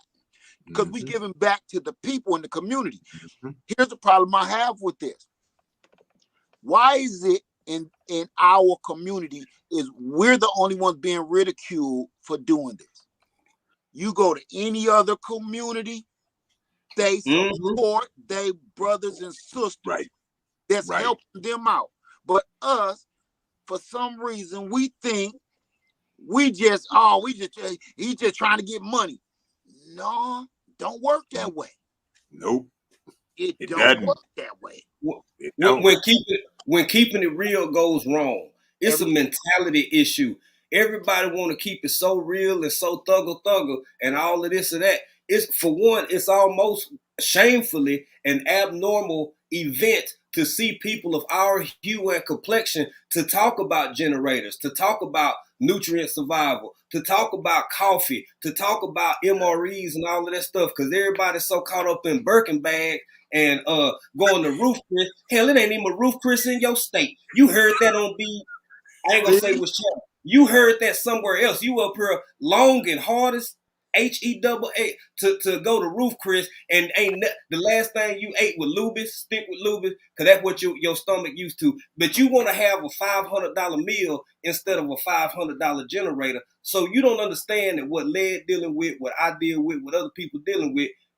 You not only are you trying to help a community, you're literally reconditioning a community to an environment that they ain't never been predisposed to. See, and Right. honestly, I always look at it like this. No matter what you do, you cannot win. You Right. can't win when you try to help folks, and you Yeah. can't win when you keep it to yourself. For instance, I've gotten this. This was before I had sponsorships. Yeah, you say all that, but what do you do for your community? You get that all the time. You don't help your community.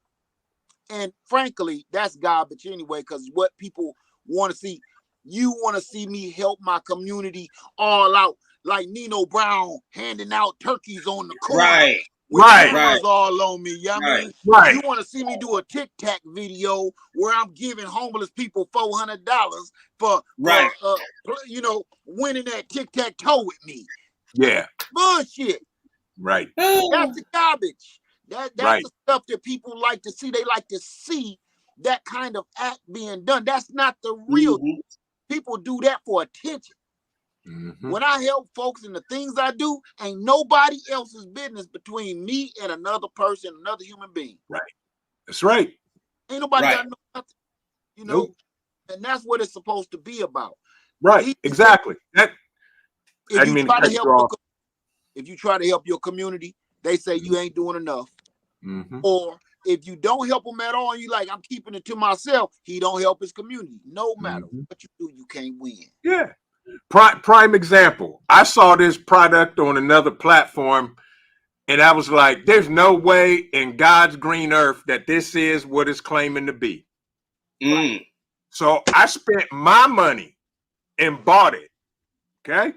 Because I wanted to see, because one or two things was going to happen.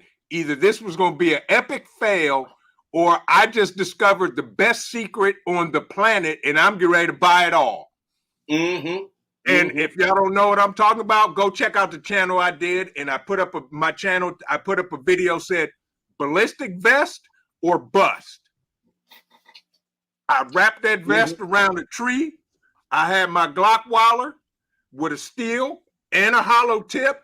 I had my AR Rover, dropped a green tip on it and a regular 5.56.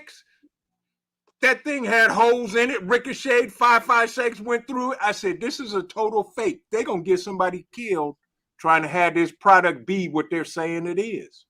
And what people don't know, what they don't know is when you have these sponsorships, just because somebody approached you with a sponsorship and a check does not mean that they want you to push their trash. People have no idea how much stuff I send back because I'm like, I'm not showing this to my people. Right. I'm not showing this to nobody. And they'll be like, when is the video coming out? Whenever y'all put it out. Because I don't want to touch this with a 10-foot pole. Right. This is either gonna get somebody hurt. It don't do what y'all said it do. Yep. And especially, why would you send me, the person that's supposed to be showing this to everybody? Why would you send me a piece of trash? So Right. if you send me a piece of trash, I can't even imagine what you're gonna send the public. So it's a no for me. I'm kind of like what's his name on American Idol? Oh yeah, that's a no for me. Randy, Right. like Randy Jackson. Randy Jackson. Yeah. That's a no for me, dog. and you know what? I can only imagine what it's like, and what Vision said with his product, and to tie it into you, I can only imagine what it's like at your level when see those y'all. I'm gonna tell you something, family. Them called the private blows. That's the private blows where you either send some back, say I'm not finna show this to my people or my community because I think it might be garbage. So why would you send me garbage to give to other people? But people don't hear or see that side of the conversation, the rejections, the turn downs, the no's, so that everything that you do put out can be of substance, of use, can be life-saving. That's right. Like, you know, my man up here got his life-saving devices that he utilizes. And I want to say this too. It's unfortunate and regrettable to the extent that we collectively as a community operate sometimes. In the words of the late, great Dr. Carter G. Woodson, since this is February, that man said sometimes that other man ice is just a little bit colder. You had folks who would walk to the other side of town because the ice, y'all hear what I said? The ice was just a little bit colder. I don't want it from my people. It's warmer. It tastes funny. It don't hit the same. It's so hard trying to read and uncondition people. And when you're trying to help it, not only yourself, but you want to help your people and your community more than yourself, only to be met with daggers thrown at you, lies placed in your direction, and you take it. You sit there and you take a deep breath and you man up and woman up, and half the folk don't even see what you go through in private. That's true. That's the real conversation. That's what we spoke about on your channel earlier, which was this. The definition, people playing with words. My ice is colder than yours, right? Well, the same thing, playing with words, the word freedom. The word freedom. People think freedom, our word that we've been conditioned to is little house, white picket fence, wife, dog, puppy, child. You work in a job all day till you retire, right? Right. That is our sense of the American dream. That's the freedom that everybody is longing for, and they don't even know what they're truly longing for is I'm trying to say this with the opposite of freedom. If you get what I'm saying. Start with a S, ends with slavery. Okay. So what it is, when we show them actual freedom, they don't want to have nothing to do with it. Owning your own land, owning your own, growing your own food, getting your groceries out of your backyard, being able to walk your land without neighbors calling on you. I don't have Karens out here. One of my chickens' name is Karen. That's because she well, I ain't gonna get into that. But that's the only thing I got. Right. I don't have to. People don't realize what it is, that peace of mind of land ownership. They don't have a freaking clue. I've been out here shouting and yelling and fussing for the last hour and a half, and I ain't had nobody come over here, call the police thing came, said, can you hold it down? Your neighbors are calling, and is your wife okay? No. Right. Much stuff as I do out here, ain't nobody here to come out here and ask me ish. Right. If somebody come through this gate, they got a red dot on. It's nobody can see back here. Facts. That there. Facts. Nobody, if anybody comes here, I have a legal right to put something on you because, listen, where my land is, there's only one way in and one way out. If you come through the woods, you definitely a target. If you come down this drive through the gate, past the cameras, past the alarms, before you get to the second alarm, you got Same here, bruh. You Exactly. got one on you. Yes. Exactly. And Yes. people don't realize how important and how much freedom I have to do whatever the hell I want to do Right. back here. I can't make this up, and I told y'all this. You even brought up my pajamas because I don't give a damn. You okay? Right. I come out here early in the morning last summer when y'all saw me out here, man. I come out here, I'm damn near stark raving naked with some footies on, and I go let the chicken out. I pee on my way, going to the chicken coop, and drink a couple of poops out on the way back. And look, Come on. here, it's not very often Exactly. that you can stand outside, stark raving naked, without the police getting called on you. Exactly. Right. That's freedom. I know it's a grim visual, okay? But I want you to look. When is the last time you've been skinny dipping? Right. You don't go skinny dipping not because you don't want to. You don't go skinny dipping because you know somebody gonna be like, "Hey, what you doing over there?" Right? Mm-hmm. Yeah. You don't come out your front door bucket naked because you don't want to go get the mail with only your doggone big belt, buckle belt on your Elvis Presley belt and a bonnet. No, you don't do it because your neighbor's gonna call the cops. Yep. Maybe Now- I'm just a little too extreme because that's the No. kind of person I am. If I I agree. I would do it. Mhm. Out here, I do. Mhm. The chickens look at me a Mhm. little funny, but Mhm. it's neither here nor there. Mhm. They Mhm. can't call, and I don't believe they can call 911. Yeah, No.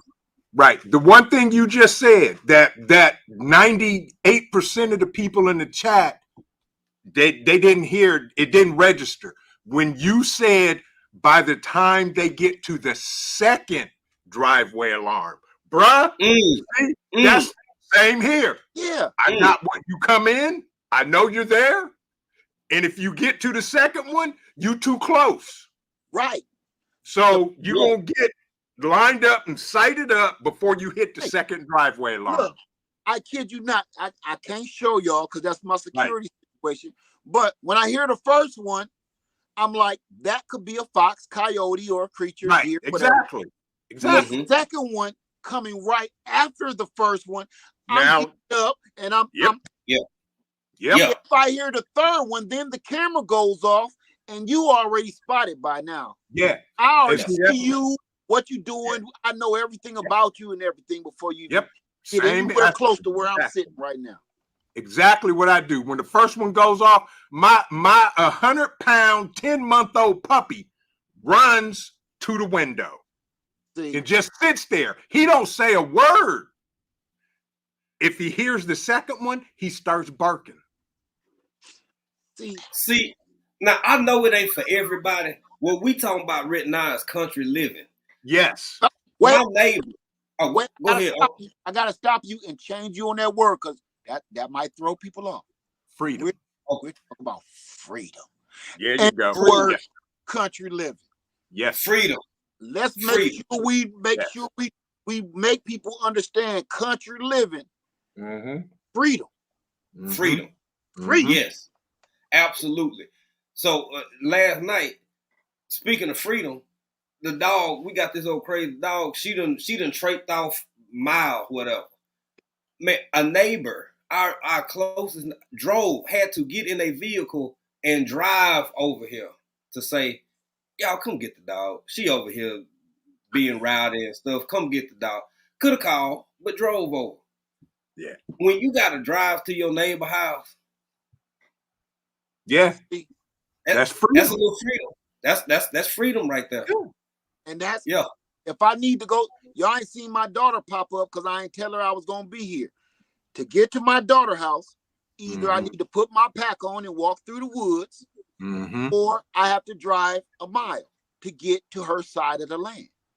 Mm-hmm. That's See, ain't nobody right there. ain't nobody messing with us out here. We out No. here. You just said, first of all, your land.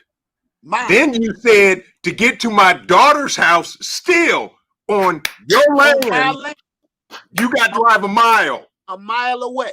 See, Come folks, on. that's freedom. That's See? freedom. If That you want a Come on. shortcut, freedom. the shortcut through the woods, we pretty much showed everybody that in the video before we got our Yeah. cabin. Me, Yep. Lady Led, and Princess Led was walking through the woods. Right. That's how far we had to get from here to there. It's a shortcut, so it's a little shorter than a mile, but nevertheless, if you don't know where you're going to be lost anyway, so it ain't going to make no difference. That right there, for instance, another way of freedom. I can lose you in these woods. Yep. My big ass can lose you. That's a lot. Okay? If I can get in the woods and it's enough woods where you can't see me, Yeah. okay then. Yeah. Yeah. And people don't, y'all know the woods, and people don't quite understand. You could, and this is a true story. I'm gonna show y'all one little thing right here. I don't know if you can see this. Right there in them woods, right there, straight ahead. Mm-hmm. You see that? I don't know if y'all can see that tall grass right there, then a pine tree, couple pine trees. Yeah. Okay. The reason I wanted to show you that is because it could be a big ass buck standing right there, right in that brush, and you cannot see him. Yeah. A gigantic full-grown buck. Yep. You won't see him unless he moves. Standing right there. So this is wintertime. Ain't no leaves on the trees. You cannot see him. Ask me how I know. Now, when the leaves and the underbrush grow, you can't see anything. Hey, look, Bigfoot could sneak up behind you and crack you over the head with a rock. You would have knew. You would have knew. Exactly. Right. You would have knew. That's freedom. Freedom. Mm-hmm. Yes. I got a question for you because I want to see if you experienced the same thing I did when I first moved out here. Give it to me. When you first moved on your land, did you notice how dark it was? Oh, you noticed that? I'm talking a whole different level of It's a whole different level of dark. This dark. Yep. Yeah. You can't when you're in that dark and quiet. Mm-hmm. That's really scarier than your environment. Yes. It is. It can be. Yeah. Because if you're right here, oh my God, wake up early and then it's fog. Oh my God. Let me look, now is that dark? Now this just happened before we came to survival camp. It's this dark, and then one night I'm out here, I forgot to close the chicken coop. I can't leave my chicken coop open or I'll wake up to a whole bunch of feathers, okay? Correct. Right. I slip my clothes back on. It's cold as ice outside, like Rick James. I go out there. It's dark in the fog, man. I was waiting. I was covering my neck because all I kept thinking about was vampires. And I was this right here was a perfect Hollywood set of horror. Get this. Yeah. I got a flashlight, and if people don't know, this is another safety security situation. You will have a flashlight in a thick fog. All your flashlight is doing is making all the fog around you glow. Right. You ain't shining back. Yeah. I cut that off. Yeah. Like, Don't get me started. I'm with you, bro. Same with me. I mean, the first week I was out here, because first two things I noticed, I'm talking a whole different level of dark, and you hear everything.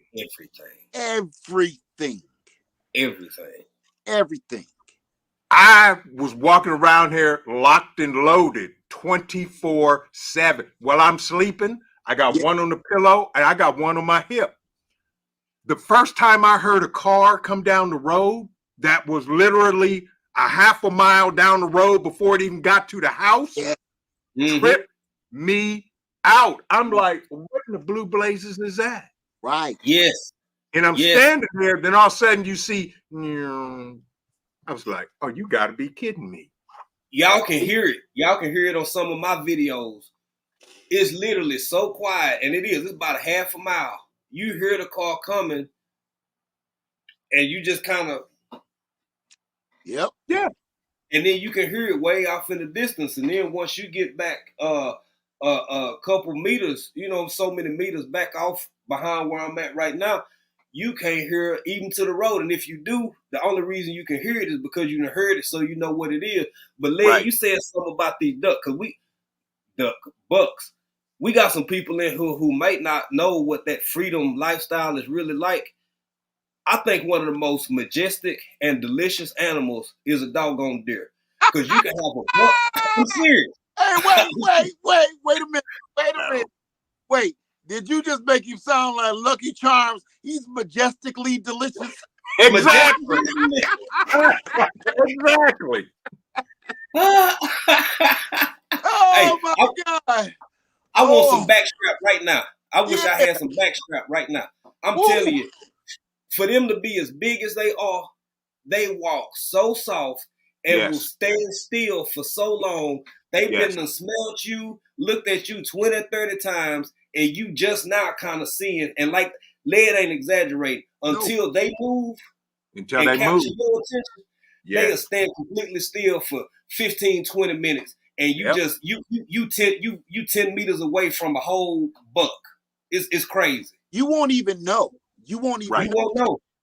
The other thing about living out in the country and freedom, there are not too many other human beings around, all crowded in stores and crowds, and it's other houses and other homesteads, but they don't bother these deer unless they home. So these deer do not fear us. Right. They walk right past us. No, they do not run away. They walk right past us. When I'm out here with these chickens, that's how I know the buck will be standing right there, because I'm out there right with them. It ain't gonna sit way this far away. I will be, here go the chickens right here. Right there where the chickens and the solar panels, I'll be standing there messing around with them or burning some garbage. The deers and the bucks and the does is right there. Yep. Right there. Yeah. They know me, they smell me and everything, but it's coexistence. Now, I may have to play duck, duck, goose with one of them suckers one of these times, because, you get tired of eating spam out here, and after a while, okay, I ain't got no problem breaking one of them boys down. Right. Tell me. I feel you. Yeah.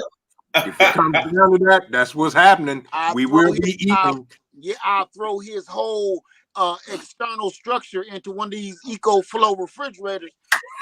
Hey, EcoFlow want a video? I say I got one for you. Right, exactly. I got one for you. Exactly. Yes. But man, I really want to.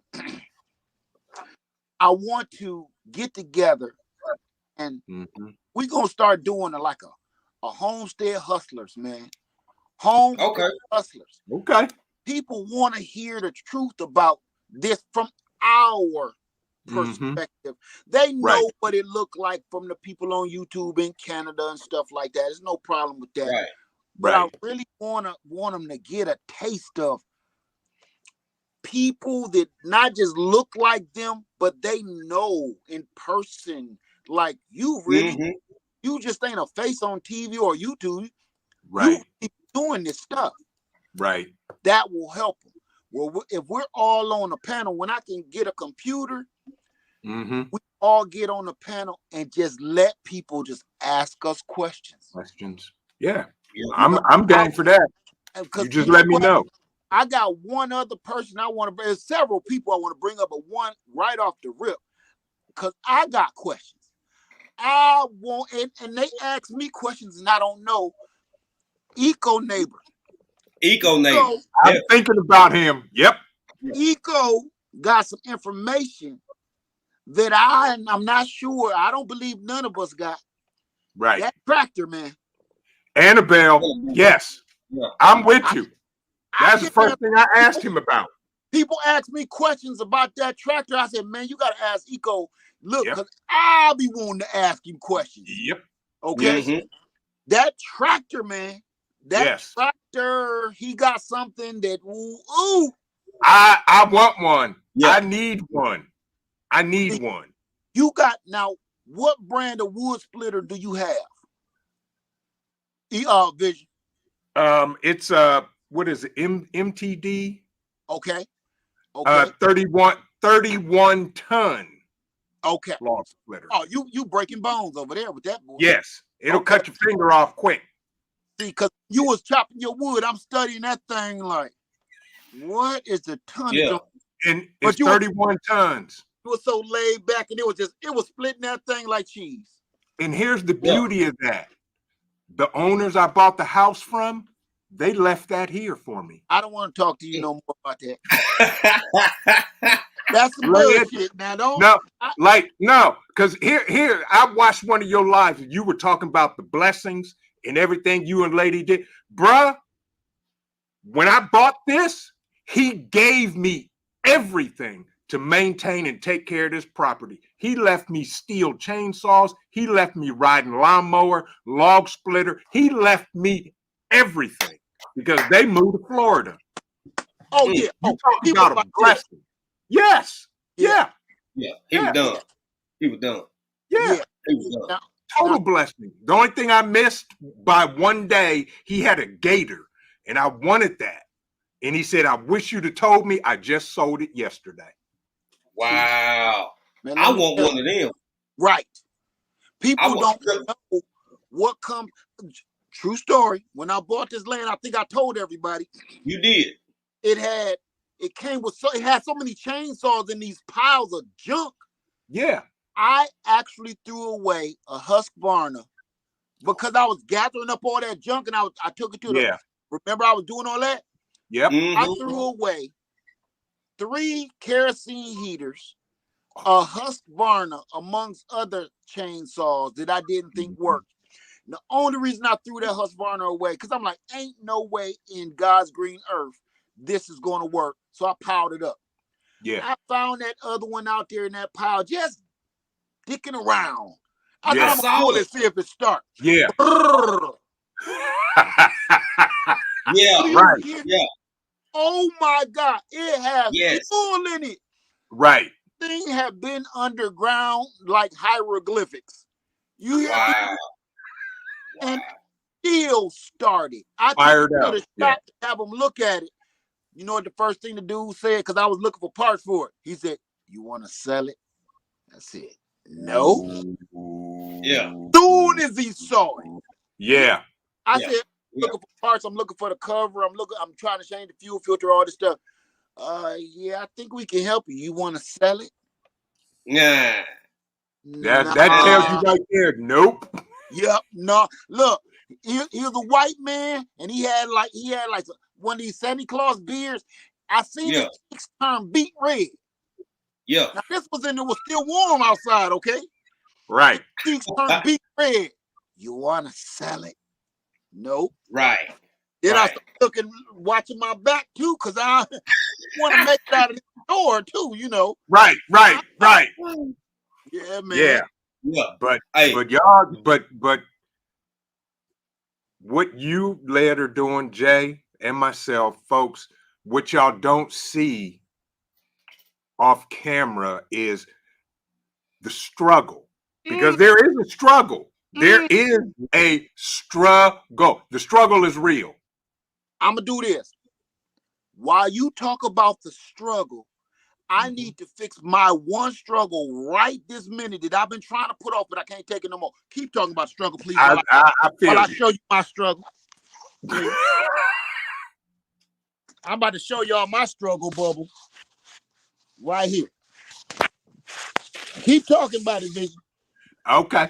The struggle, y'all. There are things that we have to do and we go through, not only just to present videos and stuff, but life in general, everyday general stuff. Jay, you know this. You had lives where when y'all was in Africa, the power goes out. Boom.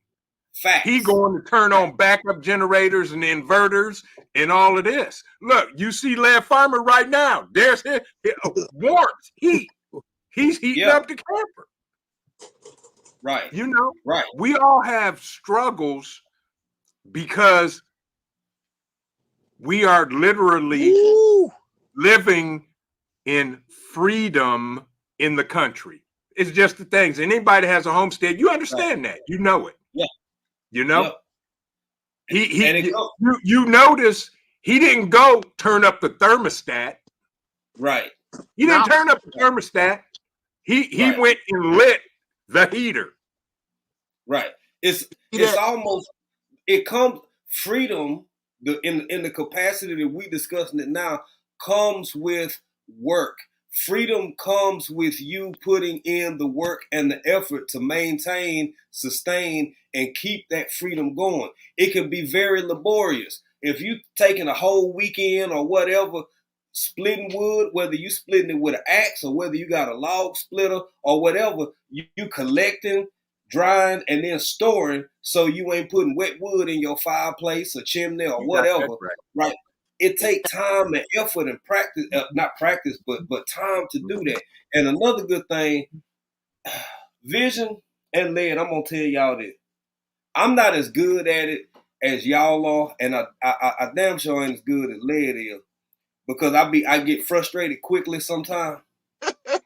I'm serious. I'm not as good as you are with convincing people that they deserve it. The only reason a whole lot of people don't feel like it ain't good for them is because they don't feel like they deserve it.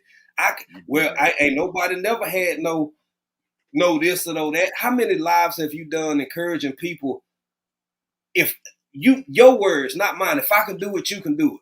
Vision with your house that you in right now, that you talk about the way you came about it. Mm-hmm. It's a blessing. If I can do it, you can do it. Now, I'm not as good and gracious as you gentlemen are with sharing that sentiment. I'm going to go deal with a struggle right now. I'll be right back. That's old age right there. It happened. But Unc, you really do. And sometimes I look at you and I think, I don't know where the hell he get the strength. Cause I it depends on what it is. I ain't got a lot of quit, but I got a lot of quit in me when it comes to certain stuff. Cause baby, when you encouraging people that they can pull it off, they can do this. There are ways to. We alive, so we locked in this game, but there are rules of engagement that you can play the game in order to get you in a better circumstance. And you fight this fight day in and day out, bro. And salute, cause I don't even know. I don't even know if I know. I can tell you. Hold on. I can tell you it is rough at times, but I can tell you what keeps you going. When you finally get one person, I'm always ready to throw in the towel. I'm not gonna lie. I don't like keep saying it, but I do be. Because you get frustrated. This is me. I can only speak for myself.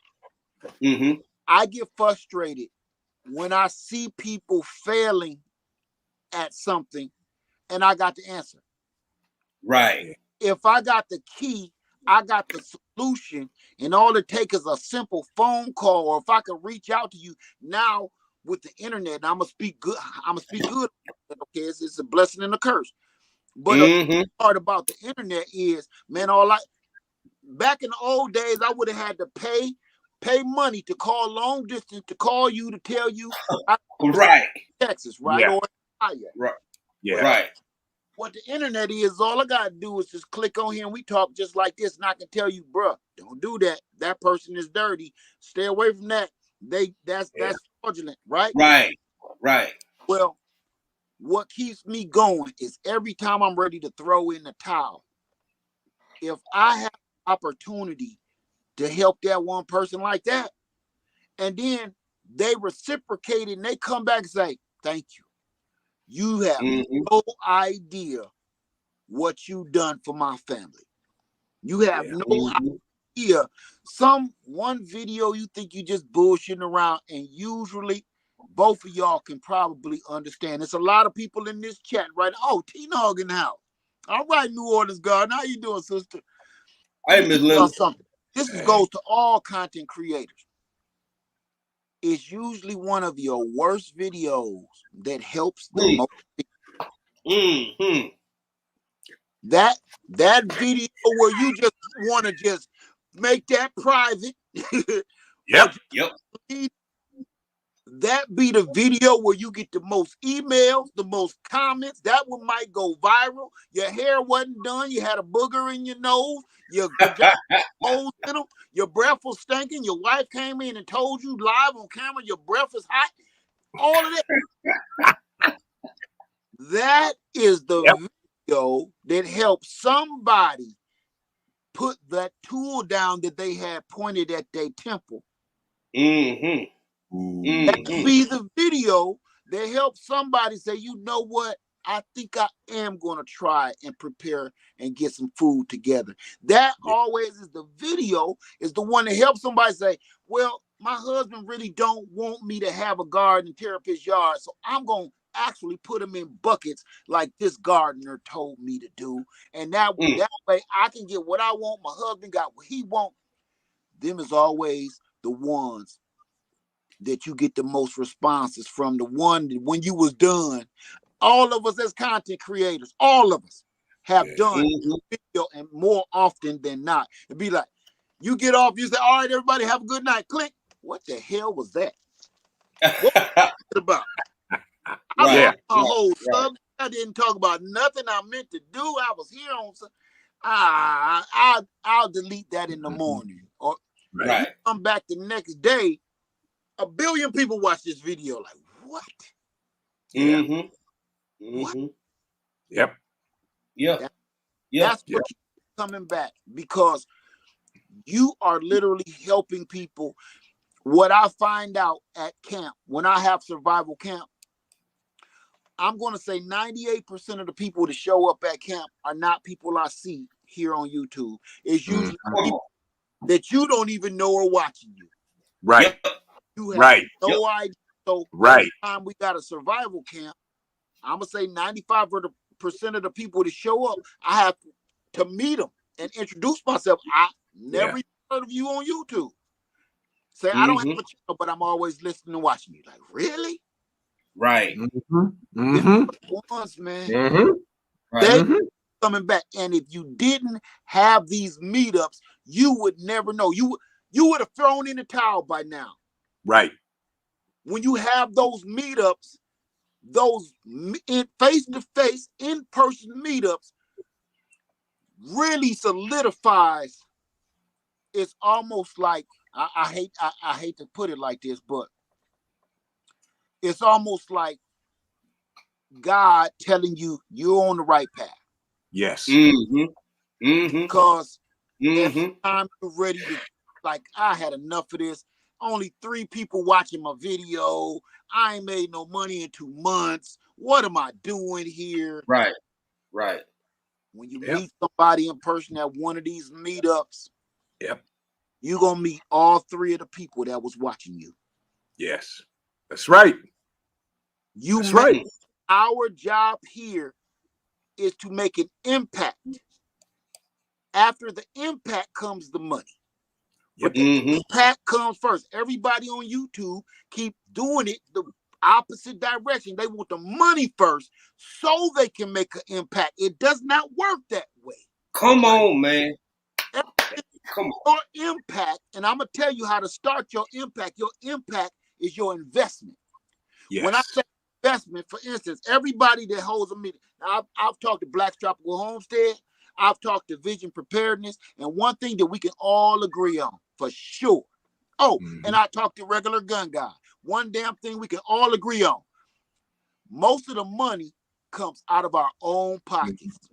Come on, bro. Yes. Exactly. Yes, it does. Absolutely. Most of the money to do this comes out of our own money, our own pockets, out of our own family's bank account. Now, anything that people donate is a blessing and a plus. Yes. But, you know, people don't know how much it costs to get these venues and get this stuff situated, and that right there comes out of our pocket. That right there. And let's not forget the man hours. Bro. Yeah. Yes. Yes. All the time. phone, talking to the people at the park to make sure it's okay that we can come and it's not going to be a problem. How many Yep. calling somebody that's supposed to be helping you in this venture? African Dreaming got a meetup coming up, and you talking to everybody to making sure they coming. You gonna hold up your end of the deal. You got this covered. You got that Right. end covered. Yes. You making calls to people and seeing what they. All right, because I need you to finish this for me, or it's gonna be a little weird. Yeah. Mm-hmm. Right. Black's Tropical Homestead. Look at all the venues that they have set up and arranged. If that restaurant would have got filled for some reason and threw us, we all standing out on the street like we waiting to get into the movies in the 80s, it would have been ugly. Right. Okay. Right. Right. That stuff, that planning and that stress of trying to make sure everybody is safe, number one. Yes. Oh yeah. Safe is number one. Charity's number one. And make sure everybody stays together. No stragglers, so somebody might get hurt. Mm-hmm. And that's Mm-hmm. you don't get no sleep. Right. You try to pretend. I talked to African Dream and I was like, man, just if you need anything, please let me know when I'm there because I know the struggle. That same thing I told you. Right.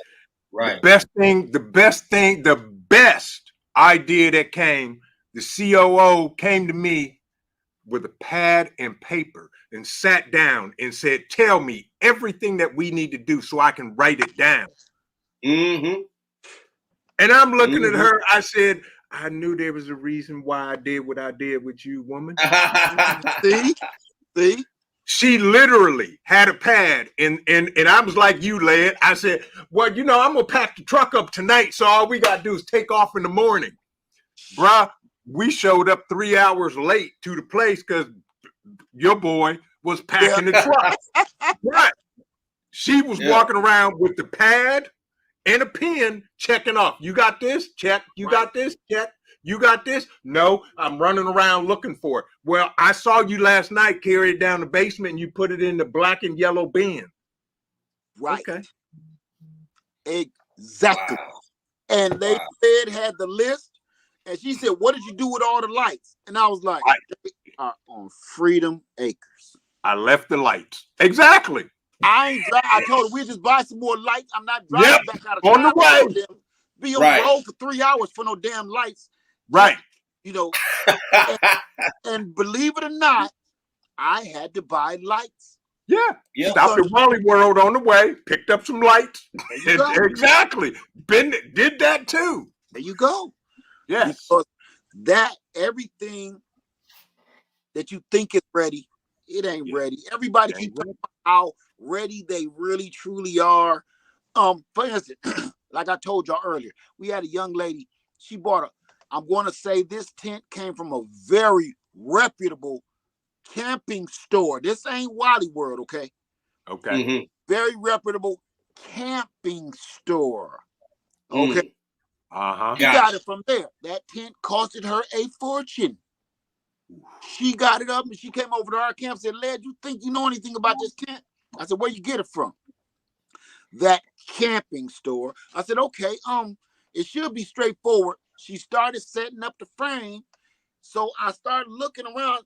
Lady Led said, where's the directions? Because me and Lady Led helping her. Can't find the directions.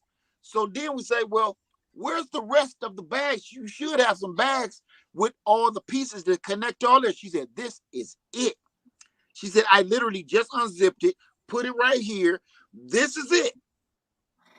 Oh, it's definitely missing everything. Yeah.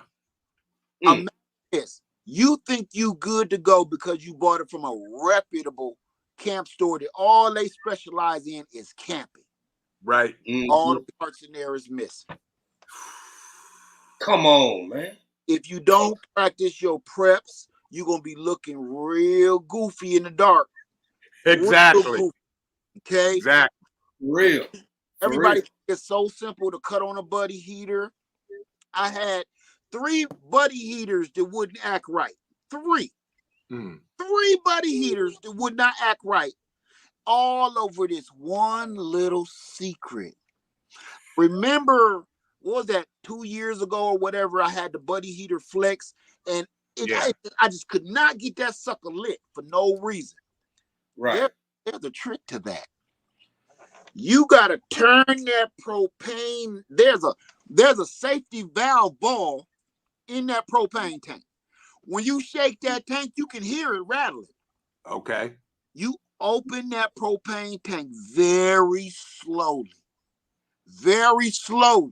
and that safety ball stays here. If you open it fast like everybody do, that safety ball goes up because that safety ball think there's a leak, Right. impact.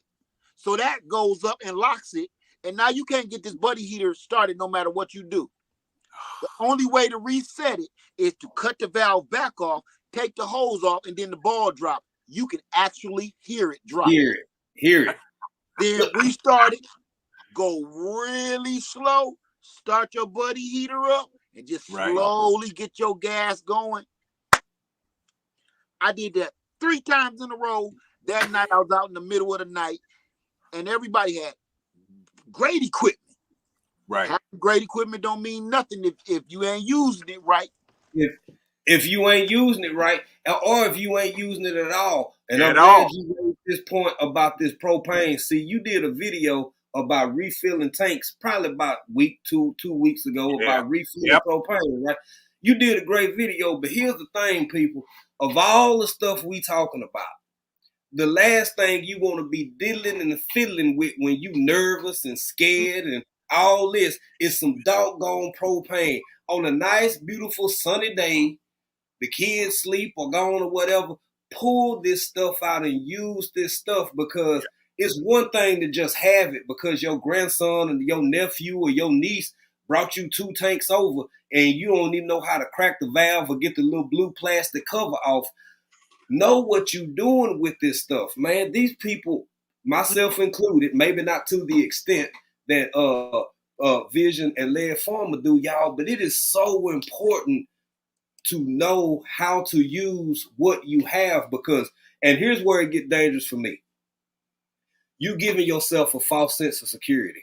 Yes. You giving yourself the assumption and the illusion, I got this in that closet, I got that out in the garage, I got that out in the shed. You ain't touched it. You ain't touched it since you brought it. You got it on clearance back in 2018 and they never pulled it out. Right. Hey, hey, how many people always talk about some, I found this at the Goodwill and it was like brand new. It was like brand new. Like it's missing something, doggone. It's something missing on there. I guarantee it. So yes. Okay, I want to see this. How many people in the chat right now have a tent? How many people have a tent? If you don't have a tent, shame on you. Mm-hmm. How many people have a tent? Raise your hand. I don't care if you live in an apartment. I don't care if you live in, I don't care. Mm-hmm. A tent. Mm-hmm.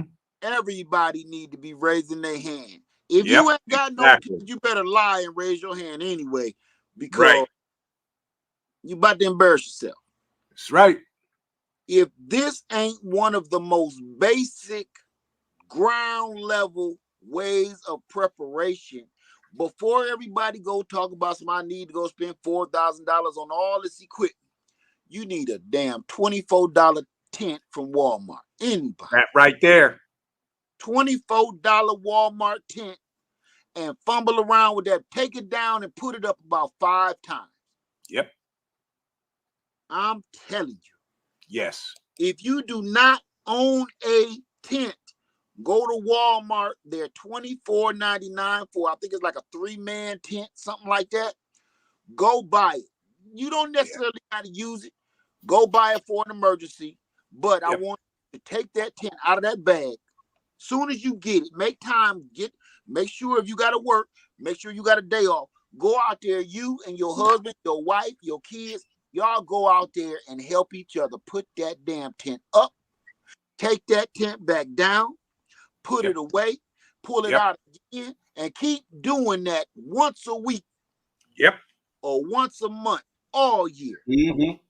That's right. It's That's like right. it's like a fire extinguisher to me. Mm-hmm. Everybody got a fire extinguisher in their house, but when is the last time you looked at it to see what's the date on it? Is it still any good or anything? Am Right. I lying? You right, bro. You right. Or sit there and have Mm-hmm. a fire extinguisher and it been sitting over top of next to the stove for 14 years. It's, you know, they still got one of them fire extinguishers like back in the day. You had to pump and let the water out. Right. Right. They was like, Yep. oh, we got some fire extinguishers here. The water is from 1946. This is rusted out in the bottom. The pump done dried up. It's useless. The It's just water got hard. right. It's just a fixture in the house now. It's not no real safety precaution situation going on. Right. You got to I, use. I gotta bounce, y'all. Y'all, bruh. You right.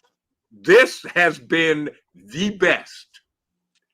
Before we go, listen, Yeah. because we all about to dip. But vision preparedness, I'm gonna have you first. You please announce your bug out weekend one more time before you go.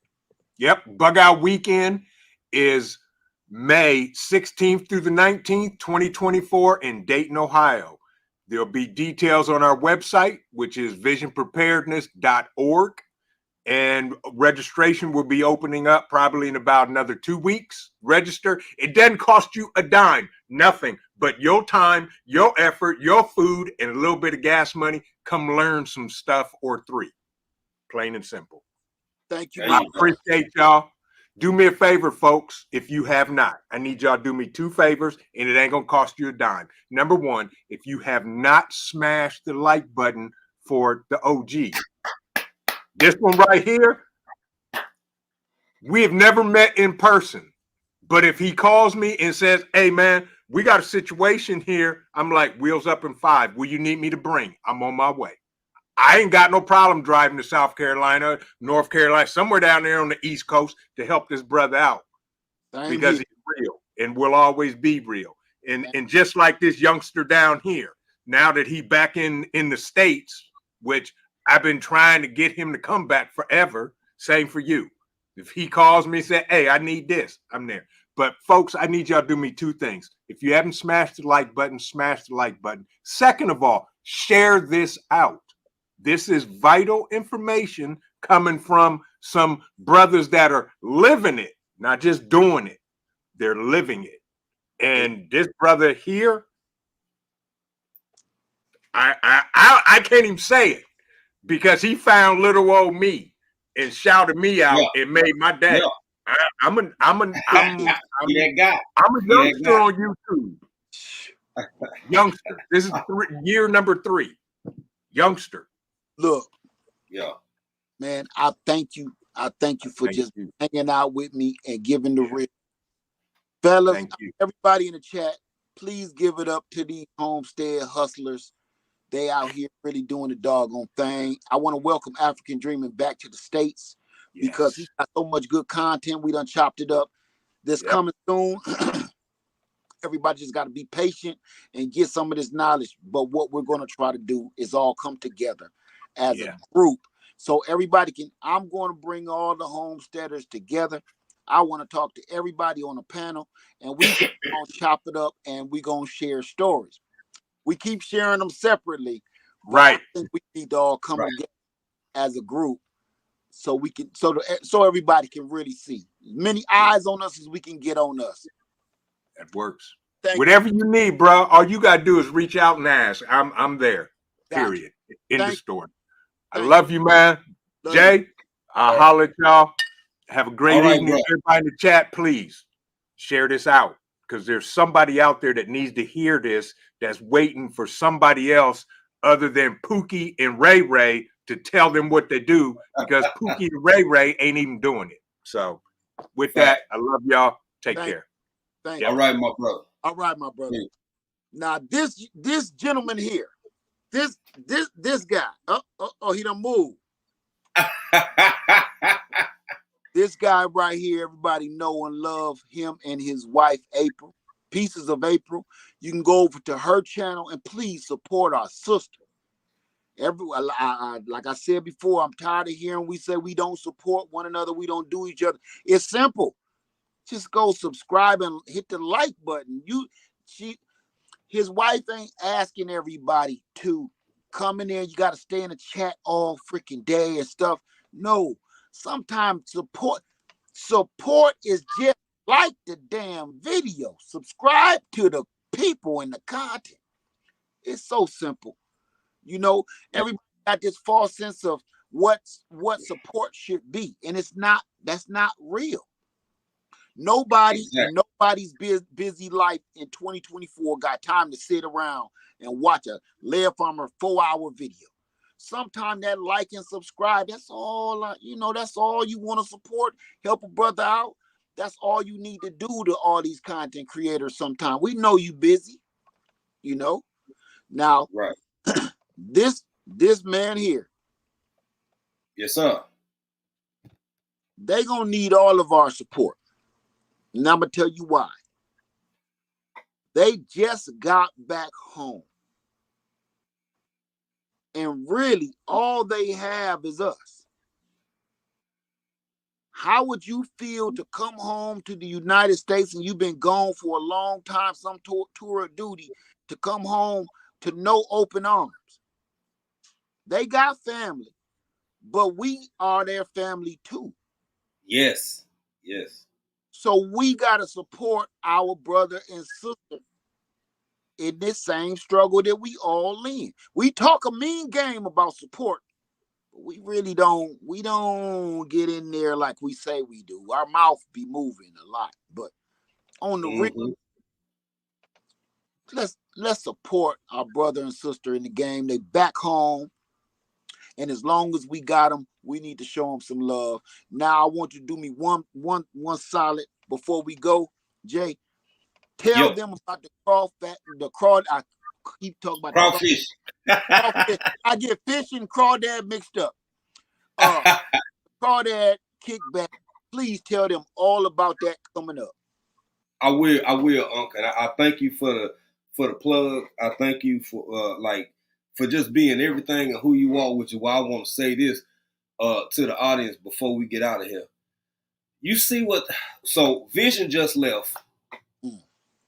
Vision was just supported by Laird Farmer 7-3 and all the family in the Greenhouse Lounge. I can't emphasize this enough, and I'm going to start talking about this on my channel more than I already do. When you got a man at this level, both he and Lady Laird, but primarily Laird, y'all, we can't keep people like him in our community if we don't give back. Some of it is hate, some of it is dry hate, some of it is jealousy, some of it is just weird people. When you got somebody who willing to reach back for other people, and I'm not saying this just for me, he supported so many people. This man indirectly did more for our channel. I mean, we only been doing this for 2 years. More than you could ever imagine. And we forever grateful. But it ain't just us. It's other people. It's anybody who he or Lady Laird see potential in, who out here talking about something of substance, having conversations of substance. What if he just walk away? I'm gonna ask y'all that. What if the Laird Farmers of the YouTube community, who got for folk who look like us, just walk away and check when people being petty in your presence? Cause I know it, I can hear it. I've been alive for a long time, y'all. I hear folk talking. I done seen some. I got some in my family. You see somebody doing better than you. No, I didn't say they doing great. I didn't say they doing good. I didn't say they don't have no problems every day. I didn't say they got it all. They just doing better than you in that moment. And for some people, that's enough for them to do this right here. He already got 700 people in life. I ain't hitting nothing.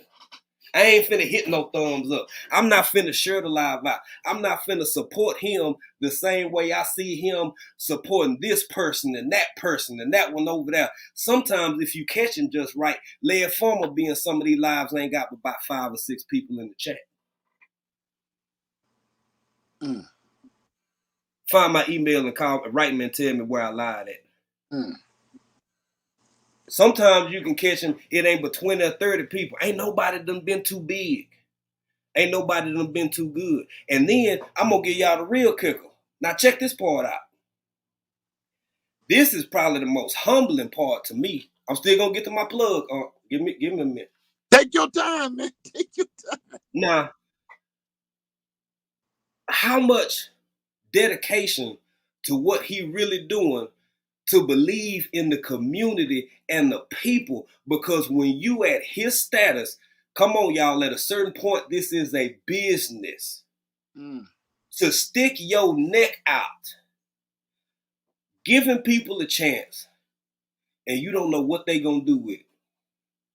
That takes courage, that takes faith, that takes being prayed up, that takes so much more that so many of us out here won't actually sacrifice if we were in fact in his position. Because what if one day Led sending people my way, Led sending pieces of April people and subscribers and watch her videos, and then one day we just get here on YouTube and just act crazy as hell. Some of y'all wouldn't even sacrifice picking up a shift for a coworker. Let alone put your name out on the line. I'm just saying. My email, if you want to point out to me where I'm lying about, just email me. Just email me. It's rough, man. It's rough. It's rough. It really is. Because you don't always look for reciprocation. I'm going to tell people, because I know a lot of people always wonder what's in it for me. They for some reason, everybody think it's something in it for me. It is. It is something in it for me, but it's not you. What's in it for me, the reason I do what I do, years ago, when YouTube was young and I first kind of started getting on YouTube, there was a group of people that would not let me play on the swings with them. Let's put it like that, okay? No matter what I did, no matter how good I was never good enough. Right. And no matter what I did, I didn't look like them. I didn't move like them. So to the point, they ridiculed me. And I said, if I ever get the chance to turn the tables, I'm going to do it. And I'm going to make sure everybody, just like me, has a voice to drown out people like them. Because we have a voice too. That's what I get out of it. Every time I see somebody start a channel, I beg people to start a channel years ago. Please start. Yep. Everybody wonder why I did that. Number one, so you can get a taste of how this works. Number two, so we can shut them up. Right. We don't always need to hear. Listen, your YouTube channel and your platform is your perspective. I'm tired of hearing about those perspectives. I want to hear about perspectives that's familiar to me, that will help me. And that's why I started this, and this is why I want to do it. It ain't just because everybody keep thinking I need something off of them. I've been cool. Facts. And everybody keeps saying, "Oh, Led Farmer stealing information, stealing." I ain't stole nothing and never needed to. What I do this is because I want to even the freaking scale. That's all. I want to make sure that our voices are heard too. Our information is seen and shared too.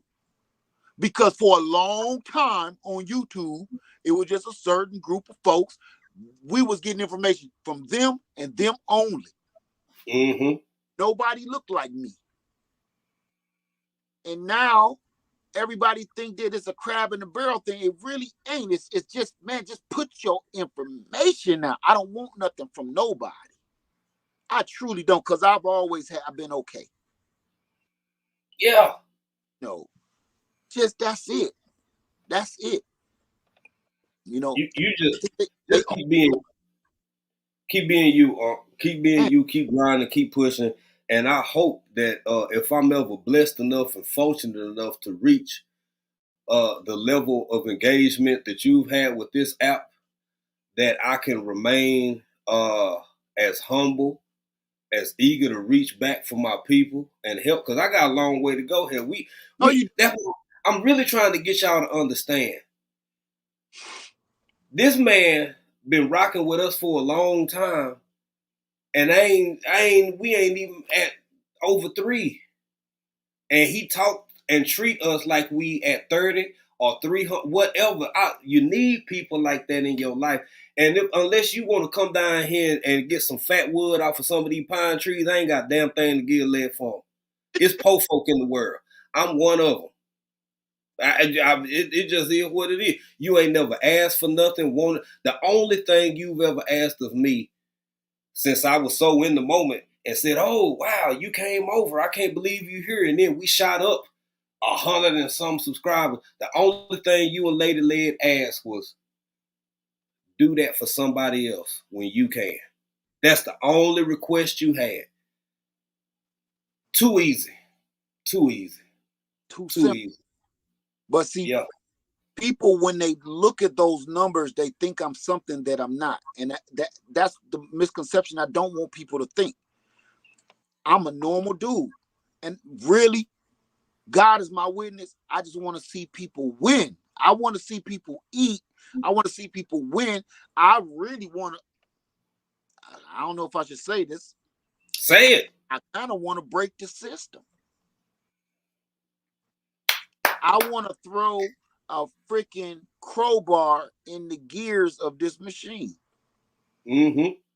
Because the machine that we're in got us working for the rest of our lives. And they're trying to, don't get me into that. They're trying to, you hear about them trying to think up in the age of retirement up to 70 years old. Come on. Don't get me started. I got time. I got time today. I got time. Go ahead. They sitting here. They want to work. It was a song back in the day, work that sucker to death. Come on now, work that sucker to death. They must have loved that song because that's exactly what they're trying to do in real life. Yes. Yes. They trying to work us to death, man. To death. Yeah. And what people don't know is shortcuts to this game. We look at other folks and wonder, man, they down there working their land. It don't seem like they ever go to work because they don't.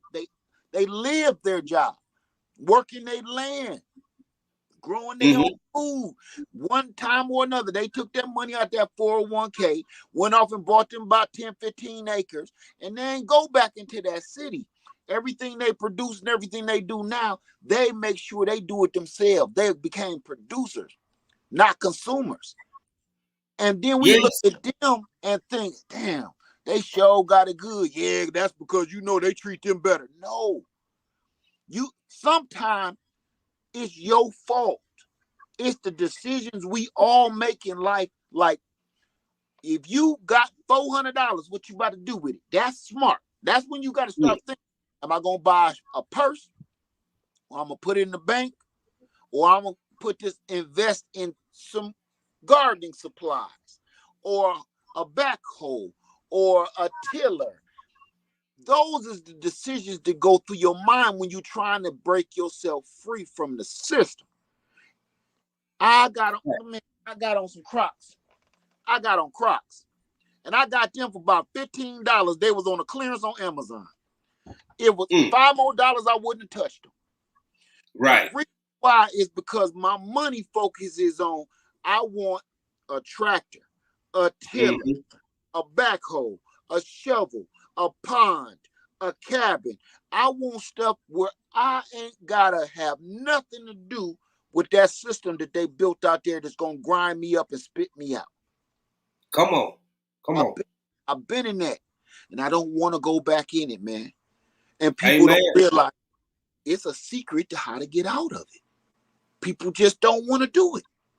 Just don't want to do it, or have been so conditioned in the other direction that seeming to do it seems a carve to them, to the average individual. I'll give you a point. You had two real big inflection points in recent, let's say, U.S. history. One of them was the Gilded Age in the 1880s on into the 1890s. You had a transition. A lot of it was art, but also some early introduction to industrial products. We're talking about peak railroad, everything's on fire, manufacturing. You had casts being set that had never been set before for new. So soft introduction to the industrial age.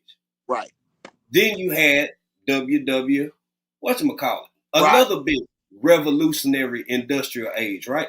Well, prior to that, and let's for a moment, y'all, for the sake of conversation, let's set aside what happened and transpired in the 1860s, lasted a couple of years. People came out and went this way and that way, right? Mm-hmm. Aside from that, that was a person's everyday life.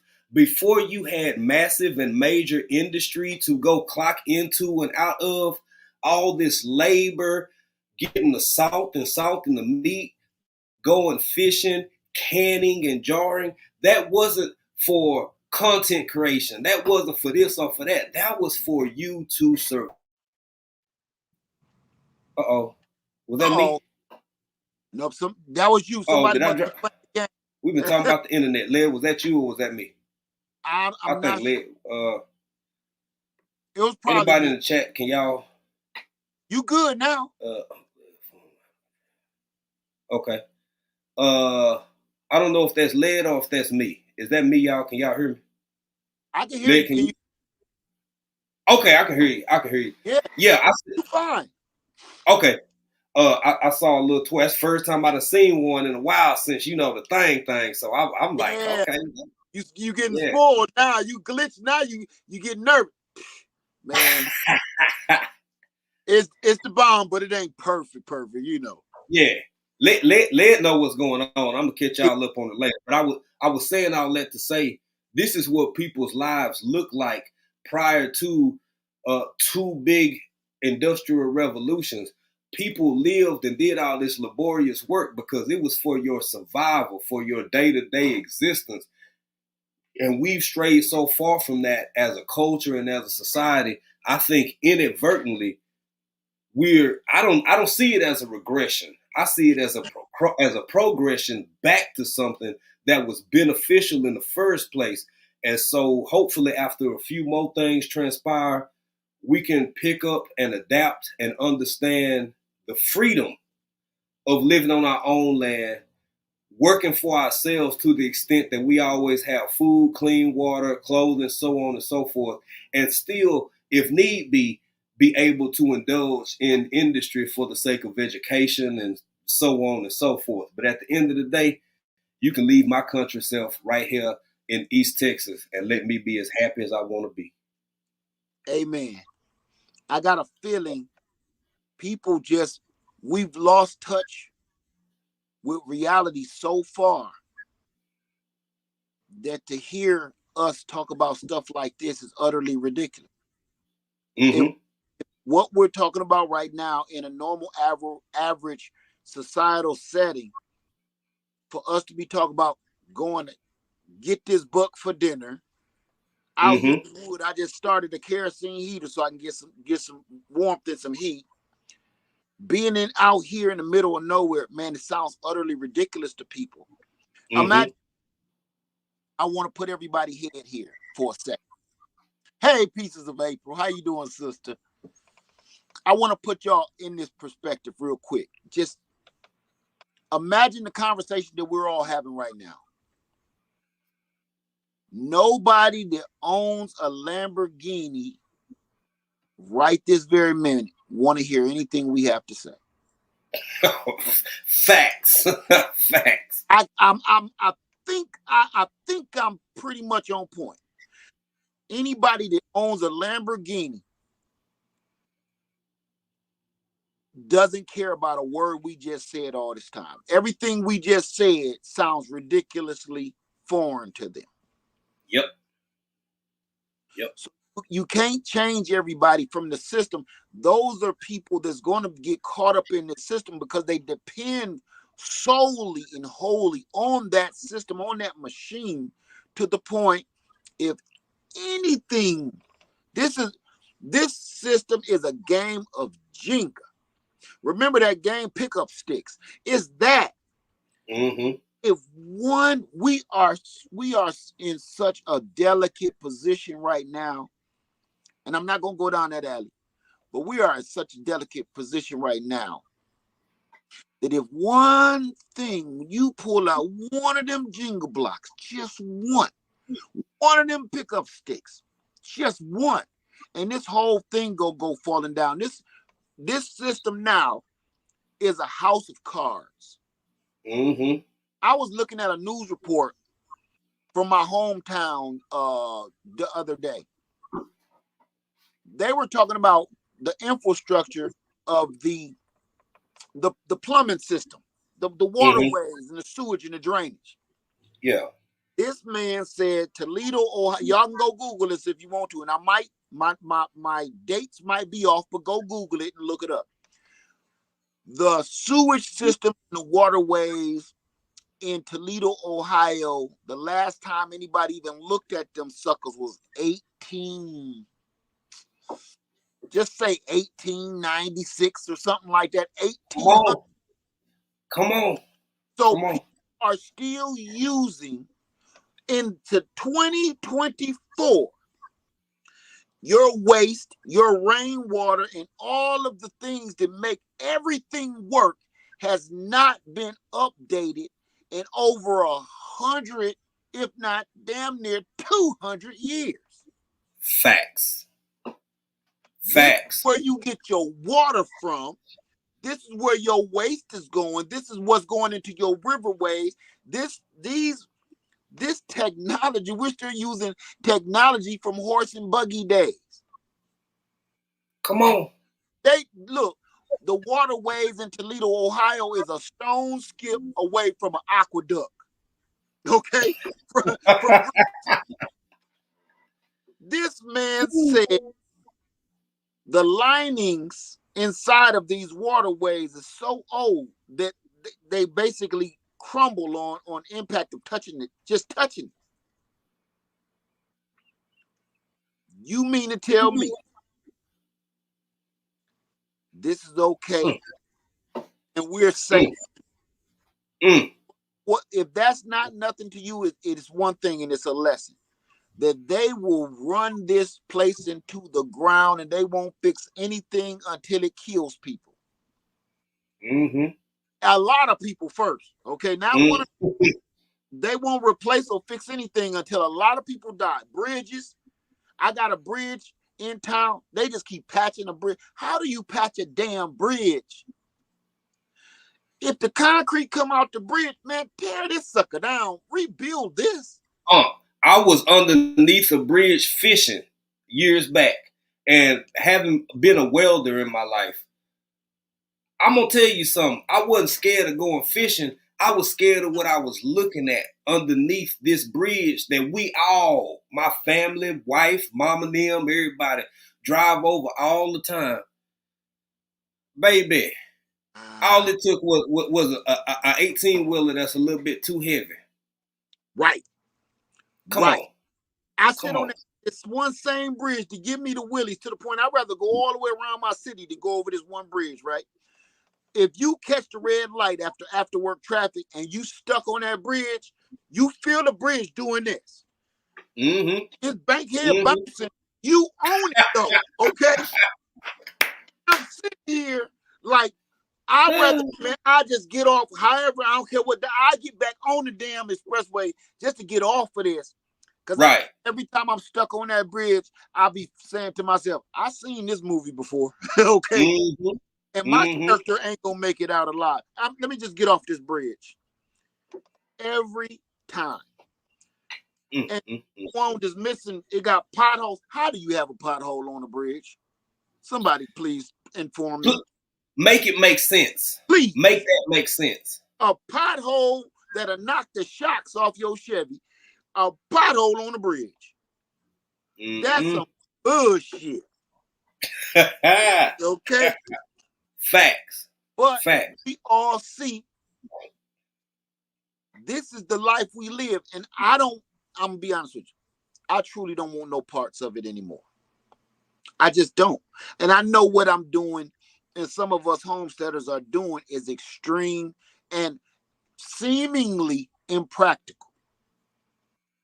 It's seemingly impractical to see us living in RVs and stuff like this and sheds, and it looks torturous to the average eye. It can be, but damn it, I don't owe nobody a nickel. Facts. And I'm gonna disagree with you, which I rarely do. I'm gonna disagree with you on one point because I don't think it's impractical. I don't think it's undoable. I think that the system is skewed so far in the other direction that people are quick to pat little Jamal on the head, and he from the worst projects in Dallas, and say you can be anything. You can be the president. You could do this. But nobody says, hey, Lil Jamal, you in the hood now, baby, but this how you can be free. Right. They don't do that. They say this is how you can do this and do that. Or if somebody wants to be the next big designer that's got all the major actors and actresses wearing it, they'll get all the encouragement in the world. I don't think that is hard. I think it look hard to people because it's so removed from their consciousness. But you out here fighting a good fight day in and day out, showing people it's possible, showing people they can do it. You've talked about your stories and said, if I can pull this off, I've been through this before in my life.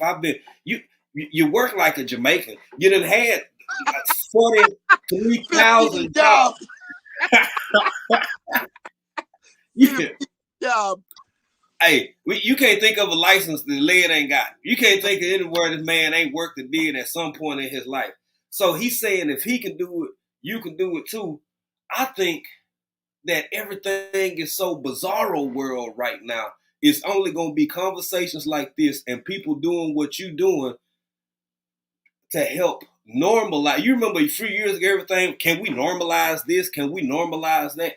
I think in order for things to be normalized, it's going to take you doing what you're doing, showing people, me doing what I'm doing and showing people for maybe to flip the switch, and then it won't be so like erratic or irrational or far-fetched to people. Right. Because all you're talking about is freedom. Right. That's it. Right.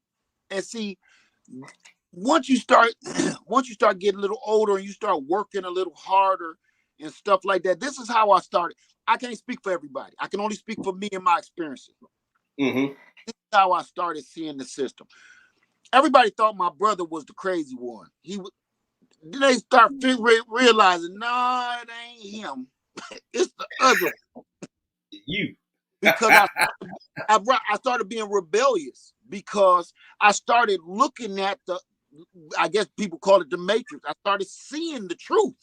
I was able to see Agent Smith. And this is how it felt to me after a while.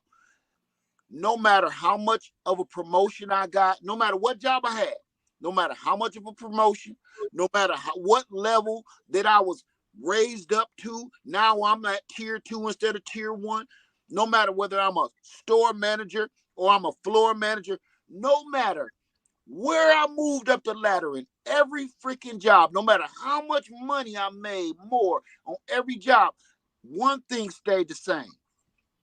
I was still on the same plantation. Either I had to pick a lot of cotton or I had to pick that much cotton, or I had to supervise the cotton picking, or you understand what I'm saying? No matter what, I start looking like, but I'm still being held down and being told what to do on the same plantation. Now, come on, that's deep, bro. That's heavy. That's heavy. At the end of the day, no matter what my job was, I'm not allowed to sleep in the house. I still got to go sleep with the rest of, no matter what level they were in that plantation, I got to go sleep with them. It's that false sense of superiority that's given to you to make you think you're doing something when you ain't. That's it. So the more I saw that system for that, I started realizing no matter where I get in this, I'm screwed. If I'm going somewhere and somebody tell me that you're fired, I'm still there. If you telling me that I'm fired will result in me losing everything, then I'm still on that plantation. Let the lounge say amen. Where my greenhouse lounges at?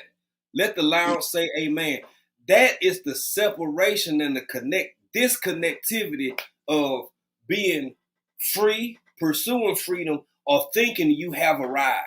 Right. Thinking you've made it. A whole lot of people look real good because of what they've acquired, they've achieved, they've accomplished, and it looks so delicious and tantalizing to all of us poor commoners out here, especially some of us country folk. But baby, let me tell you something. Led also just said earlier, some of these folk, I think he was talking about Michael, old MJ, can't even go to the grocery store in peace. Man. Can't step outside your house. Baby, I'm telling you, you locked in. It's only so many ways you gonna get out. And it's going to be difficult. It can be done. People showing you how to do it. But sometimes it means you don't look like everybody else. Right. Unless I'm wrong. Did I get the right? No, you got it right. Okay. I'm telling there's one entertainer that I follow. And everybody need to go support this sister. She had a number one single back in the day, and she was married to one of the coldest rappers in America. Mm-hmm. Everybody know Khalees. Oh yeah. She kind of disappeared from the scene. Mm-hmm. Go look her up on YouTube and see what she's doing. Khalees got a whole farm, homestead, raises her own food. Everything we doing, she just left the entertainment world. Like, that's enough of that. Got her own acreage, farm, animals, horses, ducks, chickens, everything that we all dream of. Instead of her taking those last few millions of dollars from that number one hit or whatever, instead of trying to invest that back in another production company and put that money back in the studio so she can make her next album, she took that last paycheck. She got out of Dodge. One other entertainer, it's one other guy, and I can't think his name right now, but what other entertainer is saying, look, you got lucky. The reason why I follow Khalees is this, is Eminem said it best. You only get one shot. Do not miss your chance to blow. Now, it's up to you to figure out what you're going to do when you blow up. Now, when you blow up, for instance, if you go viral overnight, if you go viral tonight and you wake up and you got 1 million subscribers, what are you going to do? Before you go cash that check, you better think on it. Like, I can go out here and get that Lamborghini and these clothes and shoes. You can do that. But you better get some cushion. Buy some cushion for the fall. Meaning, get you some land to fall back on, because you ain't going to be up there all the time. Get you some land, get you some acreage, purchase your cushion first before you go purchasing the things that's going to stab you in the back. Purchase your cushion for the fall. Come on. Because everybody falls back down to reality. Yes. Okay.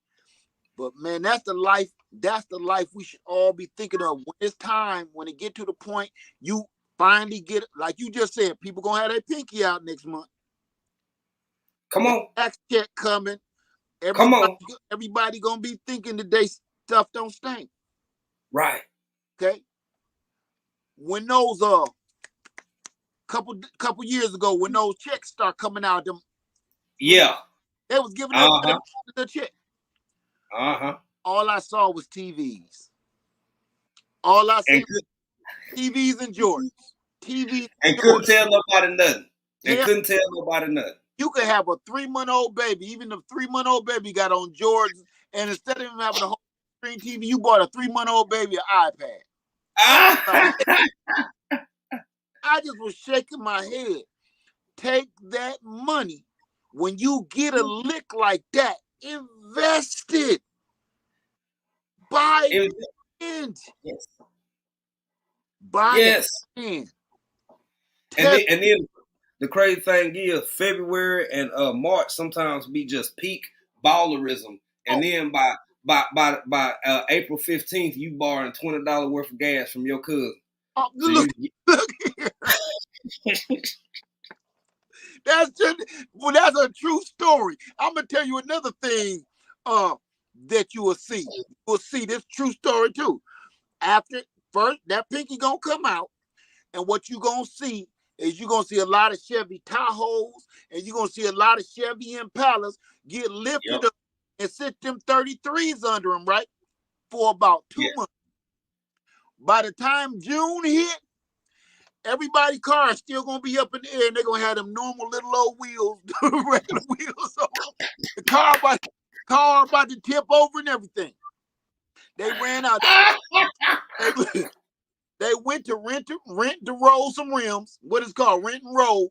They went there, got $20,000 worth of wheels to put on a $2,000 car, and they rent was due. Them rent and roll wheel dudes be like, rent's due, sucker.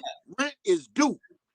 They don't gotta jack your car up. You already did that for them. They just take them wheels off, set you on bricks. Now you got this doggone platform with these doggone Tonka truck wheels on them. There ain't nothing you can do. Get the donuts. It's funny because it's true, man. It's funny because it's true. Yeah. Oh, man. You see a lot of them around this time of the year, man. Yeah. Cars sitting up, when they were squatting back and all that. Yeah, okay. Them little, put them normal little Chevy hubcap wheels on there and watch what happens. It just ruins everything. I done seen it. Hell, I done it. I know how this goes. I done it too. I done saved. I done work overtime and did side hustles and stuff just to get them things put on the car, and just stood back so proud. And you know, sometimes I don't beat myself up, but sometimes I shake my head. I think about, boy, if I just had a little more sense back then than what I got now. I'm telling you, I had a 1981 Lincoln Town car on them doggone Supremes with 2-inch white walls, and you couldn't tell me that I, sir, had not arrived. I was most proud I'd have ever been in my life, and even since then, I done had other cars and this and that, and I'm thinking, boy, you know what? I wish I had a damn tractor. Ooh. I wish I had saved that money and just had a tractor. Ooh, don't get me started, because I'm telling you, I was so fresh and clean. It used to take me about 3 days to turn into the Kroger parking lot. Go up the main road, just so you can see every square of these dubs and everything as I turn. And I don't want to hit these white walls. I don't want to you get out, you wipe that thing off real quick before you go into the stove. Everything. You parked your way out far. Then you're gonna spend all your damn money. The kids ain't got no diapers. Y'all can barely eat. Ain't no Similac left. And then you come out in the morning like, yeah, I'm about to go to work, and baby, you on bricks. Somebody got you. Got you. They you just got sold $10,000 worth of speakers, wheels, rims, equalizers. Gone. Like that. Gone. Just like that. I'm glad we grow up. I'm glad we grew up. I am too. I think, and everybody say, I heard somebody in my last video say, well, Led, you got rims on your car, because I said this example before. I bought them trucks like that. Right. So it is what it is. I ain't putting nothing on nothing. Them days is over for me. Over. I ain't put nothing on nothing. Hell, I'm trying to haul goats around. I'm gonna be hooking up trailers and stuff. I need, you know what? You knew when I knew I had come into manhood in another level in a more profound way. I cared more about the tire than the rim. I need this tire to be sturdy enough, thick enough, have enough grip, a little water tread. Yep.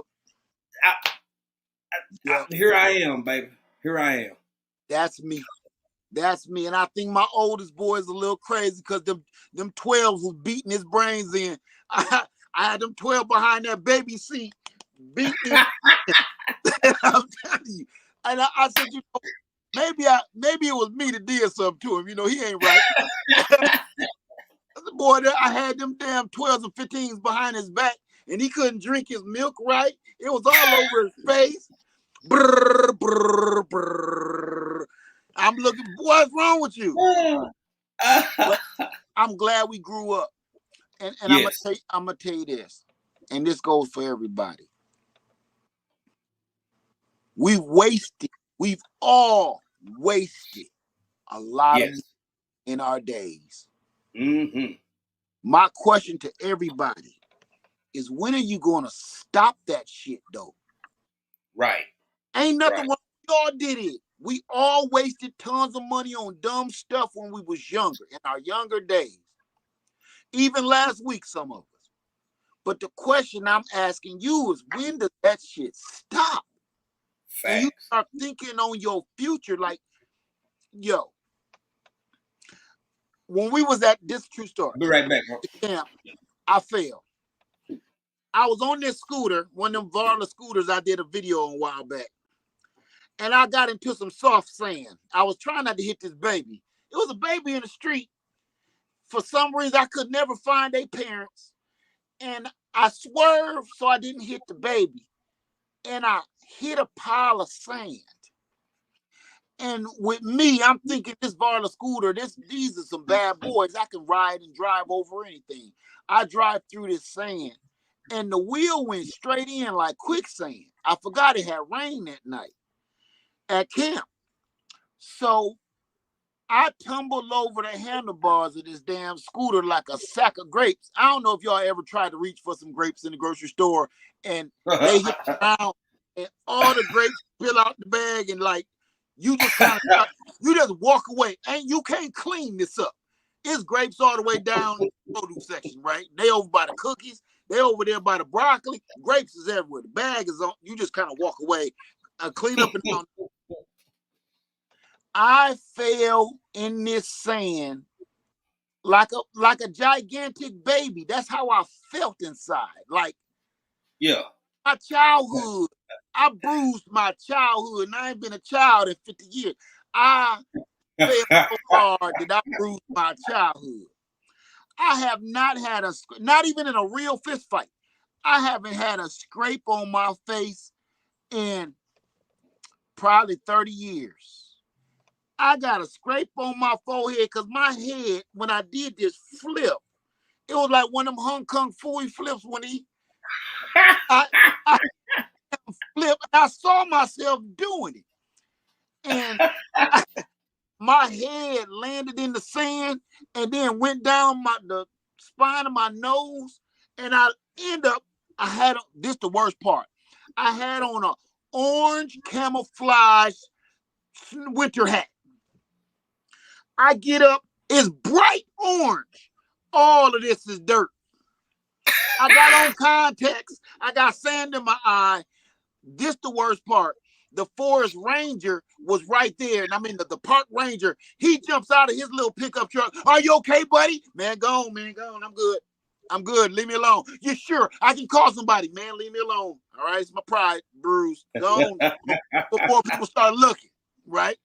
Early in the morning, I'm trying to take a 5-gallon bucket of trash from the camp to the dumpster halfway across the damn field on a scooter in my pajamas.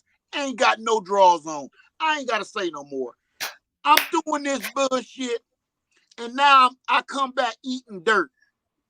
That was a wake-up call for me. And if y'all don't believe about the scar, look at my nose.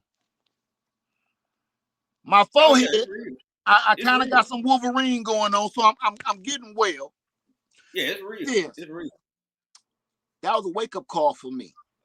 I haven't tasted dirt like that in a long time, literally tasted it. And it reminded me I'm getting old, because as I tumbled like a starfish, I could not control my trajectory. You know what I'm saying? I had hands, but they didn't do nothing I told them to do. You know what I'm saying? I looked at my hands as I'm flipping over and was asking my hands, like, what y'all looking at me for? Can y'all help me out of this? And they like, well, we too busy holding on to these handlebars. So, yo, I flipped over this thing, and I don't think I've seen my own butthole without a mirror. It's probably since in my 20s, you know? I seen my own booty cheeks. When the last time you did like a flip, like a baby, without thinking about hurting yourself? I saw my own butt cheeks. Some kind of way I was so twisted. Nobody at camp knew I had busted my neck bone. And when we was at the campfire, I was turning and looking at people like Count Dracula. My neck wasn't twisted, just my shoulder blade, because I had messed my whole spine up. I'm sitting there, man, and that let me know I had zero. This is the first time ever in my life that I had zero control of the outcome of my situation. That shit is elderly as hell. When you know, okay, when you fall like that and your hands don't do what you tell them to do, your knees don't act right, and they rebelling against you. Yeah. Yeah. That let me know one thing. Okay, if you ain't got control over your body parts, when you fall, next thing is gonna be pooping your pants. It's gonna be like, hey, you know, it was your fault, my bad. It let me know we're getting older. I sat in the tent with my wife, wiping my face off like she my mama, and I'm about 4 years old. And she said, poor baby. I said, stop saying that shit. Because I truly felt like an infant. And I didn't feel like her husband right there. I didn't feel like a man, you know. I didn't feel like a protector. I literally felt like I need like a CNI dog or some shit. I don't know. I didn't feel like I could protect nothing. It let me realize that we are all getting old, whether you want to or not, whether you exercise or not, whether you in good health or not. You cannot fight Father Time. You can't fight it. Mm-mm. And there's things to go along with that. With that being said, we still doing this same shit we've been doing, wasting money, wasting time, not doing the things we need to do. Look, maybe it's too late for us, but your next generation coming, whether it's your kids, your nephews, your nieces, your next generation, you gotta put something in place for them so they don't have to go through this stupid shit. Mm-hmm. Get them out, or if they don't want to be out of the system, give them that option to say, yeah, the farm life ain't for me. Okay, but make it so they can't get rid of the land though, because they don't know that the farm life may be the only way for them to survive in this up. Look how bad things are now. You imagine another 10 years from now? Just 10. Just 10 years from now. 10 years. And I can add something to that, man. Thank you to the folks out there like the Lead Farmers, the J3GS, my parents. I love y'all. 2 of them gone, 2 of them living. You know, my wife's parents and stuff. Thank y'all for instilling the idea and concept of land in both myself and April. when we were younger, because if you think about it, you almost have less of an excuse. 20 years ago, it was almost impossible to work from home. Recent years, recent events, and recent technologies have afforded anybody who's willing to set in place the infrastructure. I'm in the middle of the woods in East Texas. My internet's doing pretty good right now. Yeah. You can work from home. You don't have to. There are so many other ways around it. Like you said, we're getting older. With everything Unc just said, which almost the flipping, it almost took me out. But you have so many different ways and avenues you can manage and fix your life. That which would you rather do? Wake up, tend your garden, and then walk back into your home office and do whatever you got to do? Or do you want to fight traffic, get on the train, get on the bus, drive? Like, I'm just saying, do that make sense to you? It make all the sense in the world. And I'm going to tell you why. It even make more sense than you will ever know. It was something I was going to say earlier. I don't have to go to work in the morning. There is no such freedom on the planet Earth than I wake up when I damn well want to. I go to sleep. I wake up because I'm woke. I go to sleep because I'm tired.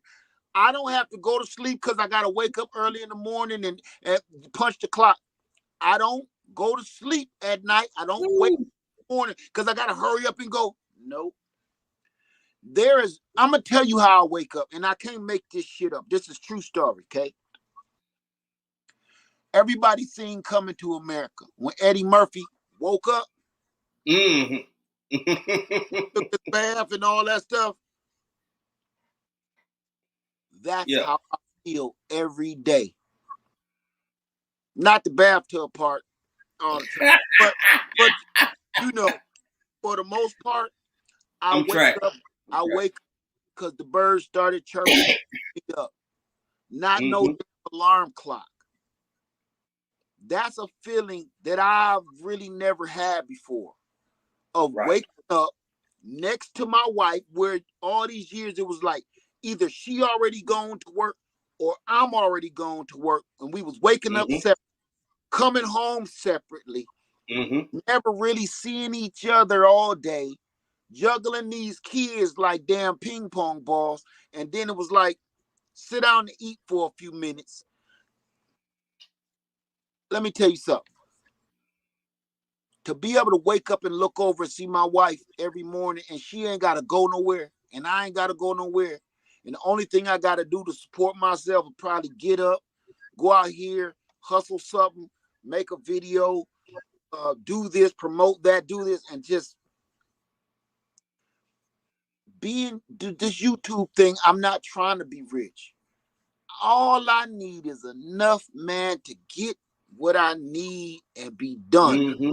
If I wanted to be rich by now, I could have done anything. Oh, you would have seen my tractor. You would have seen my pond dug. You would have. Right. I'm not interested, man. Right. It actually, the ride of all of this is way more fun than some of the accomplishments. Just the journey, the ride, getting to that point. I still got big piles of junk around the land. I really want them gone. But I keep thinking about the things I would have missed out if I didn't go through the journey and handpick this stuff out and clean this up myself. I'd have got rid of a lot of thousands of dollars worth of equipment that was in these so-called piles of junk. Right. Ain't nothing like waking up when you feel like waking up, man. Nothing. Well, it sounded to me, Led, like you speaking on the absolute most profound and most oftentimes overlooked commodity, which is your time.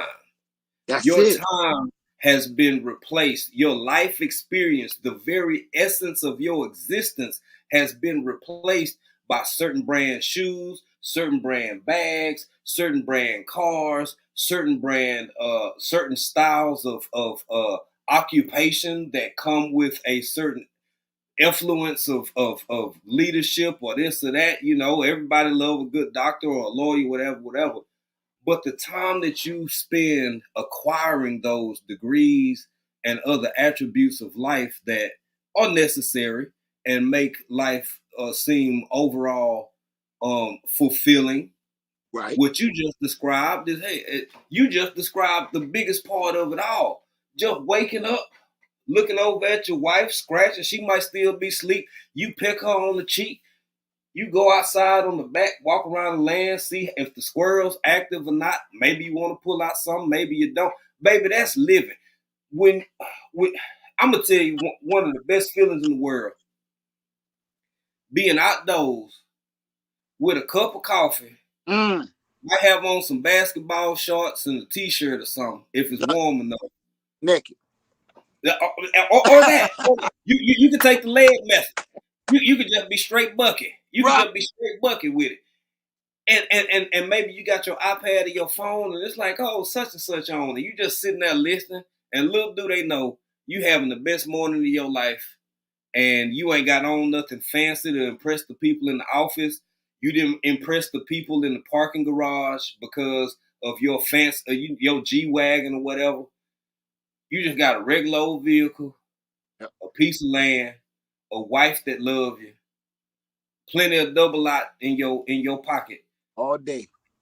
and you just happy, just happy.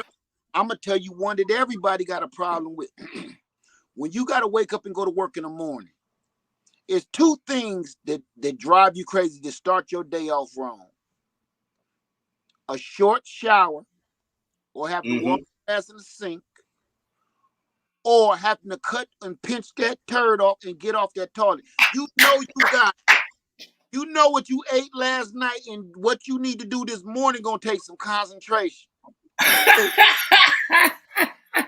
It was always nothing. Now my wife, hers was the short shower. I don't mind because I'm a magic man with it.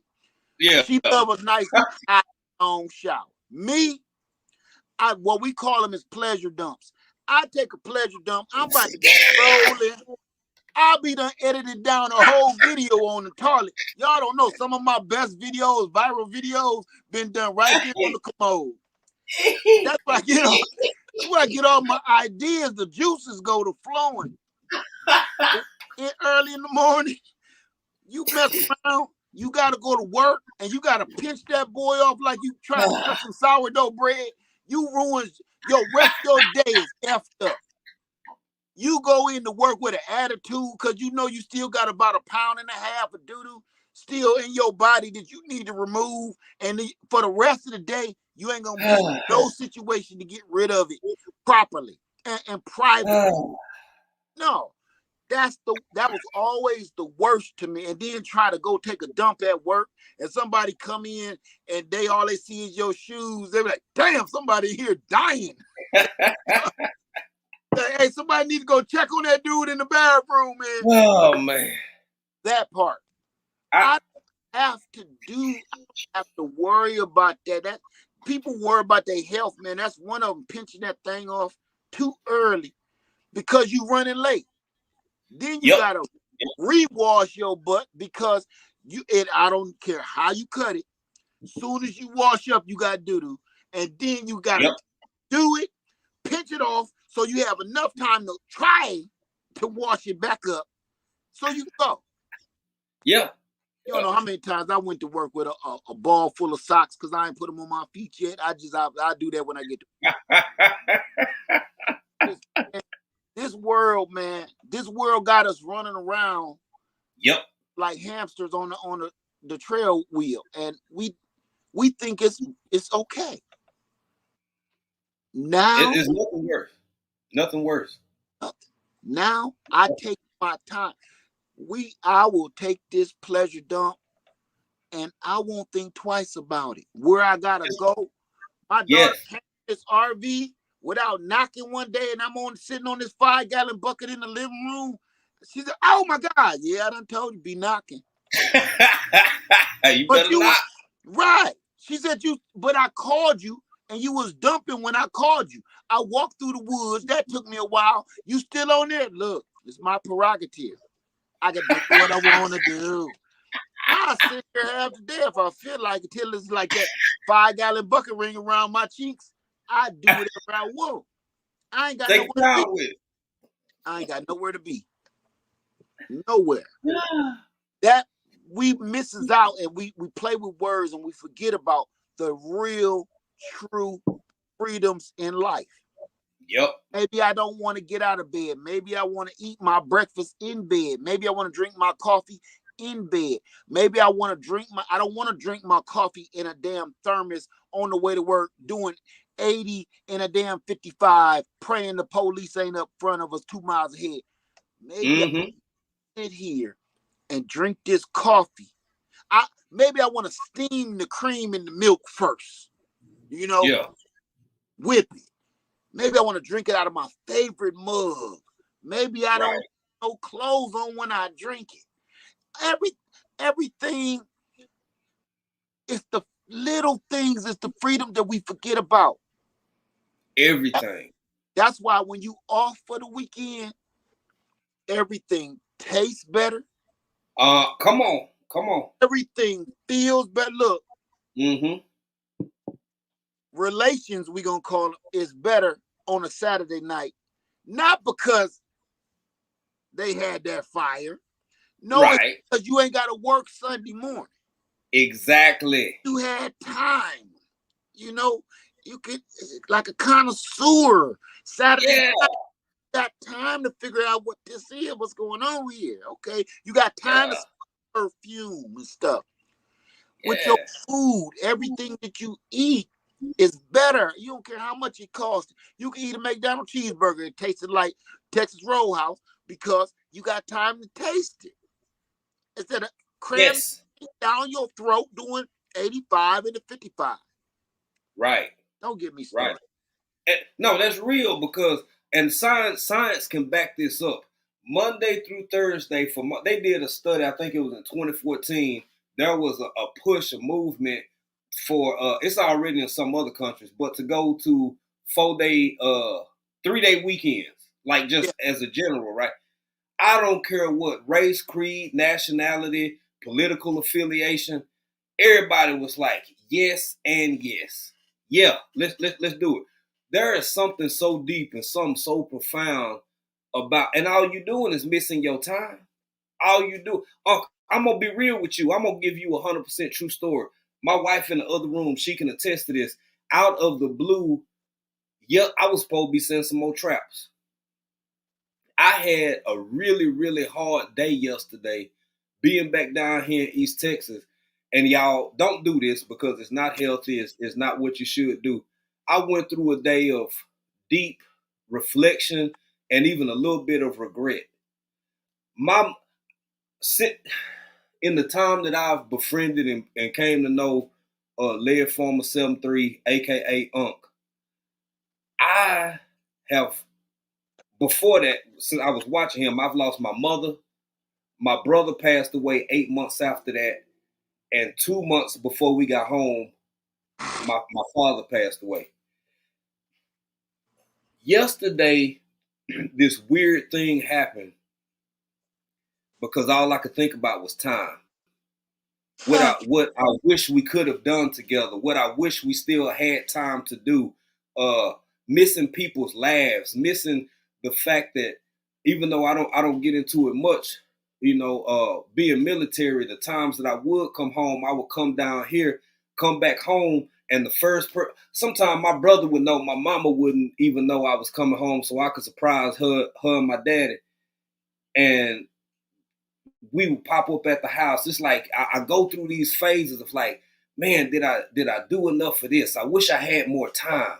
I wish I could relive this and redo it. What Laird talking about right now is something that you sleep on until it's your turn, because it's always somebody else's turn. If you missing the bulk of your time, you literally, in essence, missing the bulk of your life. Yes. Period. Yes. Period. Yeah. And honestly, everybody keep wondering why the family structure is messed up, and everybody talk about, our men going to prison, yada, yada, yada. that is not the only place where our family structures is being destroyed. Come It ain't on, bro.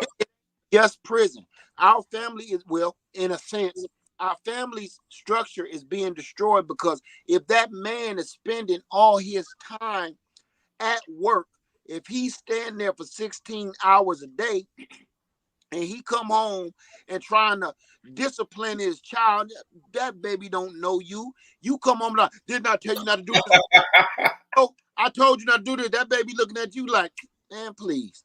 Okay? Who is you? He looking up to his coach. He not looking up to you. You gone. Right. He's looking up at his football coach as a leader, not you. You're gone. Your wife is looking at the mailman. You gone. You at work with a work wife. Yes. Everybody don't play like it ain't happening. You got a work wife, a work husband. That's because you spend all your real home life is at that job. Come on, man. While you Come at on. work, while you at work, whether you want to or not, you start making up things and you start replacing things and people with things that's really missing in your real life. You ain't home with your family. You're not home. Come on. Okay, y'all start putting y'all pictures on y'all desk at work and stuff, and after a while, you start putting other people's pictures on your desk too that work across. Okay? You start getting to a point you can't wait to get to the Christmas party and spend it with your other family. I know it sounds wrong, but it's the truth. That's your true other family. And when they die or get sick or whatever, have a birthday, you're just as excited or saddened for them that you are with your home life family. Your real one is inside of here. And that's where people mess up because your work wife, you try to make your real wife. Next thing you know, work husband, you end up trying to make him your real husband, and it screws up your real life. Ooh, come on. All of that being said, you wasted all your, because what's happening inside this factory is a fantasy. It's like being in a strip club. You can pay for as much of this fantasy as you want, but you still got to go home. Ain't no difference. When you in this factory, I don't care how real it feels, it's a joke. Because y'all would have never spoke or said nothing to each other in this office space and these cubicles and on this work line floor if this was outside normal life. Y'all just stuck together, and this is how it's going to be for the next 30 years, so we might as well make the best of it. Right. That part. You waste your life. And I'm going to tell you, when my life started taking a change for the better, I had an experience when I was nursing. I had this job in the double ICU. And it was the best freaking job I ever had as a nurse. And not because of what I had to do, because that was bad. It was my schedule, changed my life. I was a weekend nurse. I worked Friday, Saturday, and Sunday. I worked Friday, Saturday, and Sunday, 12 hours a day each day. That's 3 days of 12. So what that does is pushes you into overtime so you get your 40 hours. But I got 4 days off. I worked 3 days, gave me my 40 hours. I was off for the rest of the week. That's because nobody wants to work the weekend. But I started applying that into the rest of my life. Every other job I had after that was like this. Wait a minute. I made some of the biggest power moves I could have ever made in my life at that time with just working 3 days a week, which gave me my overtime, which gave me my 40-hour straight paycheck, if you will. Right. I made some of the biggest accomplishments in my life doing that. I was there for my daughter growing up and my son growing up. My wife was at work. She was a teacher. I was there. I was there to start the fire that's when I told you I had my other homestead, my real homestead, and I started the fire every day. We didn't have no heat. I was there to be able to cook. I was there when we first started with the bees, and my bees escaped, and I was able to catch them because I was home. I was home. Somebody tried to break in our house and handle that situation. And all I used to think was, what if I wasn't there? Right. What if I wasn't there? Every time for all those years, I was able to see what it feels like to be home almost every day. Mm-hmm. But that we raised our kids where she was always a teacher, so she would work first shift, and I would always pick third shift at any one of my jobs, whether it was truck driving, nursing, what factory work. I was always on third shift. So we did this. She go to work, I come home. I come home, she go to work. That way we ain't have no babysitter. Right. Man, when I was a nurse and had those hours, all I could think to myself was, why in piping hot hell don't the rest of the world have everybody working at 312s and let everybody take their ass home so they can take care of their family? Taking care of your family just ain't about money. Being able to pay. It's about being there. Right. I will never get that, man. My wife cried so bad one year when we was younger. We was newerly married, and I'm making all this money for her, and I'm making all this money for our family. So I'm always at work. We had plenty of money. She could care less about anything I bought her. I bought her a brand new car. She could give a damn about that car. At all. Jewelry, she didn't give shit. Matter of fact, I kind of was offended. Like, dang, you ain't gonna wear the ring I got you? Right. Then one day we got in a fuss like everybody do. She said, look, I don't want this stuff. I just want you to be home. Hey, Led. I'm sorry, go ahead. No, go ahead. I was gonna say, ain't it funny as how young men sometimes when we early, shout out pieces, everything you saying is giving me flashbacks for one. April is in here, and when you got a real woman on your side, the call, the ring, the this, the that, her engagement ring, you damn near needed a magnifying glass. I was just proud to get it. But she took it and she wore it with pride. And yeah, we got another one later on and years later. Fine. I said all that to say, sometimes the people you love want nothing more from you than your time. Your time, and you have to be present to give it to them. And I feel horrible. I'm starting to talk about it more because I don't get into my military life much. But then we were stationed overseas, and I got called up for NCO school the day before. I told you about this. The day before Thanksgiving. That's one of the most regrettable days of my life, is leaving my wife in another country. Oh, thank you, Sweet Pea. Leaving my wife in another country so I can be gone for a month to learn how to be a sergeant to corral these little rowdy rascals. And I knew it was just something about the look and the conversations he had. There's no amount of money. There is no amount of rank. There is nothing she wanted more than anything in the world than to just have me there. And the one thing with that, I'm gonna add a old man. I grew up as a welder, first trade. I worked with a dude, older white gentleman, very nice guy. He had been on night shift for 13 years. This back in the day when people used to work at a plant or a company or something for 20, 30 years, it was commonplace. He had been on night shift for 13 years. And me and him we didn't particularly swap. It was about 3 or 4 of us. You had some old heads who was ready for day shift and new people coming on. I talked to him. He actually helped train me. And I talked to him. As time went on, he was like a whole different person. He had been working for 13 years on night shift, and he was a supervisor, so that means he literally getting there, even though it's night shift, he getting there at like 3-something in the afternoon to get briefed, to catch up on all kinds of stuff. The shift started at 4, and we worked from like 4 to midnight, whatever we was doing. This man was so elated and so happy because he did not know what it was like to be around his family during the week and most of the time on the weekend and see what night life and environment is like. It changed him. It changed his whole life. And he was telling me about how important family was. I'm an 18-year-old, fresh, young welder, and I got this old trainer, this old school cat. He had to be, damn, I feel old, because he had to be about my age right now or a little older. And he was telling me about family and how important family is.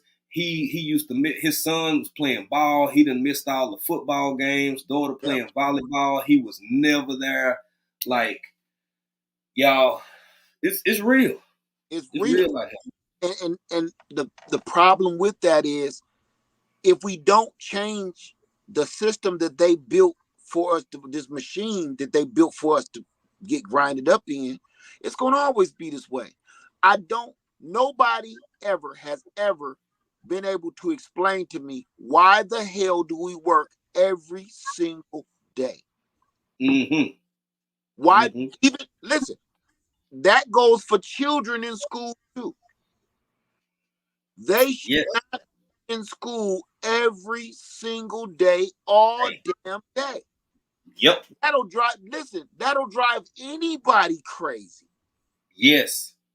I don't want to hear nothing after the rest of the week. That's enough. The thing is, okay, let me rephrase that, because I know that's probably going to upset a lot of people, because I know what you mean. Let me put it like this.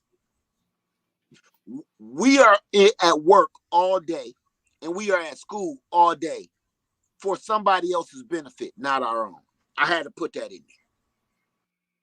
Because you're going to work every day, 7 days a week, damn near, for the next 30 years, and you will not, I can almost guarantee you will not be rich from your job. Right. You will 9 times out of 10 die with debt. So why are we doing this? Your kid will go to school every single day, and they will get into fights, get bullied, get punked, or become bullies, all of this, and they'll still be the lowest grade student, leave the school, can't get into those schools, colleges, and everything else. It's like, what are we doing? What are we here for? Yeah. These kids learn more at home than they do at school. And I ain't talking about in the the educational system with math, science. No, I'm talking about knowing how to count ABCs, 1, 2, 3s, all of that. That's great. But it's more to life than numbers and letters. That's why these kids, oh my God, how many people know somebody that's smart as hell with books?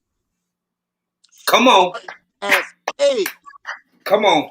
But can't put together a damn bologna and cheese sandwich. That's it. If their life depended on it, they can't tie their shoe if their life depended on it. Book smart. If you talk about their book smarts, you talking about they could work for NASA. Okay. Yeah.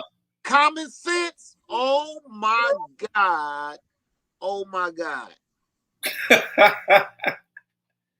Like you constantly explaining everyday life to people like that. They don't get like, you mean to tell me, so if I stick my hand in this water, my hand gonna be wet? Yeah. Now I would like to see that fancy trick. That the common sense ain't there. Ain't there. It ain't there. That's what drives me crazy. Because you ultra smart in all this book learning bullshit about the world, the system that they want you to learn about, but you dumb as a damn ketchup stain on your shirt about anything else. Anything. That don't make sense to me. You know? Because it don't. And they know how to survive at home. Everything about them, everything they need, they know how to do. I think all the schooling need to do It's just make them a well-rounded student by learning your ABCs and 1, 2, 3s and your history. But having them in school and putting all of this bullshit in front of normal survival, I think we got it backwards. How many times have you said we got it backwards? How many times have you said we got it backwards? You got it right. You're not wrong. Now I have to measure my words and be careful because I'm the best uncle in the world, but I ain't nobody daddy. So I hope with Led being a parent, y'all understand that he's coming from a place I could never come from. But I have assisted and worked with youth. I worked with in mental health, and I assisted children, both adolescents, preteens and teenagers, so on and so forth. Y'all, some of these kids are ridiculously, insanely smart within a space of about this big. But when you get to general everyday life, whether it be social interactions or this or that, I hear dudes talk about, man, we finna go flipping and bend corners. If something happen, can you change that tire? No. Do you know where your carburetor is? Can you check your oil? Because you've been out driving, you got rims on, like you look real pretty, but can you check your oil, bro? And I love Led saying this because if it comes from me, the first thing people gonna say, well, where your kid? Baby, I don't get in grown folk business. I clutch my pearls and mind my own, but somebody gotta say it. So I'm glad Led's saying it because there are too many youths and people almost our age out here who it just be good sense, if that mean anything. If you picking up what I'm putting, you just ain't got good sense. You can articulate this and you can tell me the square mileage of Barbados and all these kind of trivia questions. Yeah. But if I ask you, okay, Tom has $33. Tom's light bill is $39. Tom has 4 days before payday. How does Tom make it and survive? You know what I'm saying? Right. Like that. I got one. It's the equivalent. Have you ever been watching Wheel of Fortune? My mama loved that Wheel of Fortune. So sitting down watching Wheel of Fortune, and this one lady, she just nailing them. She every letter. Can I have an E, please? Sure, you sure can have an E. Going for another spin. Brrr. Can I? Yeah. She know what the damn word is, right? She just want to get all the money. She know just how to spin the wheel. She know what it's gonna say. Everything. She gets the last damn letter. The whole word is spelled out on the board because she was that greedy. And then she said, get jiggy wiggy. No, I'm sorry. That's get jiggy with it. I'm sorry. That dumb shit right there. That's exactly. Oh, she's brilliant. Yep. You just threw away $1 million because you too dumb to watch damn Will Smith song. Get jiggy with it. Oh, that's not jiggy. That is jiggy. I'm sorry. I'm sorry. I'm sorry. You were so close. But after these messages, we're going to see her cry, I guess. Hey, some people too smart by half.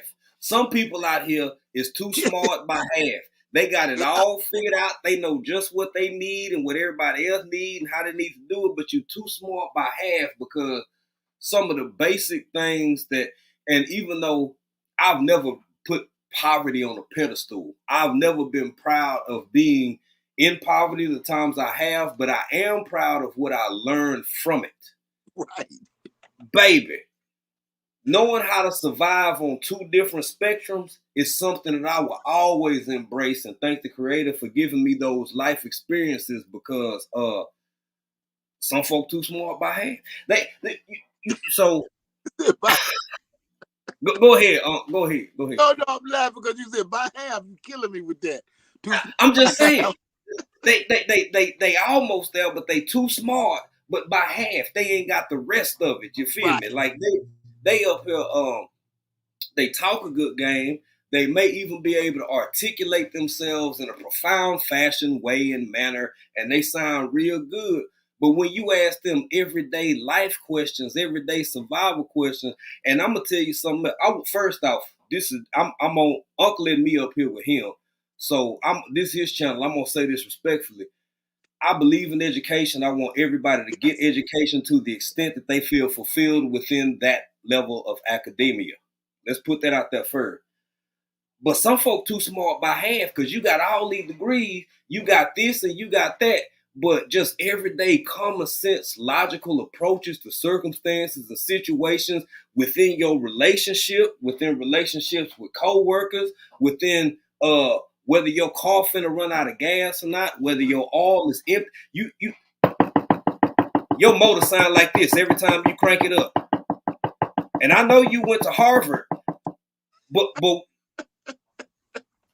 you too smart by half. But right. I just want to put that out there. Yeah. But you're right. You are right with every word. And I think with all this being said, I think we're splitting our time up unequally. I do not think. Let's back this all the way up, okay? Mm-hmm. All of these major corporations. Let's be honest. All of these major corporations, everything that from the clothes we wear to some of the cars we're driving to some of the places we shop, right? All of this stuff. I don't care how you look at it. The truth is the truth. All of this stuff was here before we got here. These people that made these corporations that we know and love to this day, half of them ain't had no education. The people that built some of these gigantic mega corporations back in the early 1900s, late 1800s, never ever had an education. Exactly. Of the system we gonna call. They had to work. Right. They worked. They were brilliant at it. Then they educated themselves further along the lines of what they needed to be educated in so they could further their production on this corporation. Mm-hmm. I don't need to learn French. Right. You gonna fail me and mess up my credits and my ways to get into college and probably get a scholarship because I don't speak no French.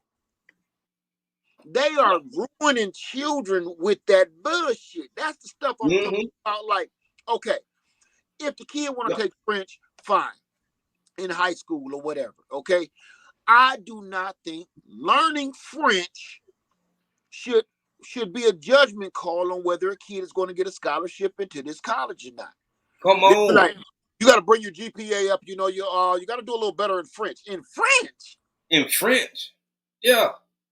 I'm like, no, man. It's that. Also, you say when I was in school in college, this was always the problem I had, which took me so long to finish. Because soon as you go and say you registering late, they don't have the class that you need. So this class is open, though. You can get a credit for that. I don't need to learn how to bake cookies. Right. That ain't got nothing to do with nursing. Right. At all. Okay? Right. Unless we cook cookies for patients after they about to get started. Nothing. Right. And I kept getting these dumbass classes that have zero to do with anything. And any credit that it's going to give you goes to nothing, but you just spent $20,000 on that stupid ass class that you end up failing. And now they want you to take it. Come on. What do you mean I flunked cookie baking? You were close. You were close. Yeah, you were just a little shy on the chocolate chips. I don't like those damn cookies. Try next semester. Bullshit. They control us with that nonsense. It's ridiculous. You know, no kids should fell out of high school because they didn't finish gym class. If you ain't finished gym class, damn it, is you about to be a police officer? You about to go to the Olympics? Come on with that Right. bullshit. You know, when It's conditioned. when I go home in the hood, watch me run from the police and then say I still deserve that F. Exactly. Watch me run dude trying to jack me, and I bet you he can't catch me while I jump these fences and cut through the back of these garages. Then grade me. Don't grade me because I can't climb this damn rope and touch the ceiling in these little ass shorts. You know, let me tell you, and that's something I'm gonna touch on that real quick. You know what? I could have climbed that damn rope. That's one of the only things I couldn't do in gym. I could have did it. I didn't do it. Cause my nuts was hanging out of them shorts. And when I went up and I seen my homeboy nuts, I didn't want everybody laughing at my nuts. Back then, you know, they had them little shorts. They coming back with the little stripe on the side. And they call them Dr. J's. They came up on the hip bone like this. Them was for boys too. Girls wearing them now, but boys used to have, that's all we had. And, you know, back then, you know, you wore, I didn't wear boxers when I was a kid. I wore them little tighty whities. You know, you're nuts. While you climbing up that rope, they slide out to the side. Dangle session. Yeah. Dangle. Nut burn, Trump man, no. Lad, it's your turn. Yeah. I ain't doing that, coach. Gonna get an F. Yeah, I know. I take that. I'm not about to be on display here like I'm selling plums. I'm sorry, sir. This ain't no roadside market. No, sir. It's all about get up there and go to the office. Go to the office. It's really that's what they see in a lot of these kids with the most potential is a failure to conform.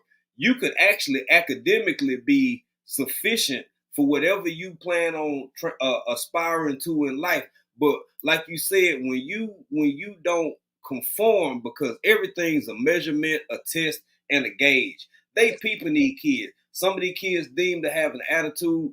Some of these kids deem as being unruly, and some of them are, don't get me wrong, but a whole lot of it is your child didn't conform quickly enough or adequately enough or whatever. Now, he might be smart as all get out, or she may be on the verge of being a genius, but because she didn't fall in line with our project, lets us know that moving forward in the future, they gonna be somebody who obviously is displaying signs that they can't play the game, like wanting their own freedom. If we let them keep being who they are, they gonna be 17 years old, 18 years old out here telling other 18-year-olds, hey, why don't we all work over here at the burger joint and try to buy a piece of land and never go into the whole system in the way they were intended in the first place.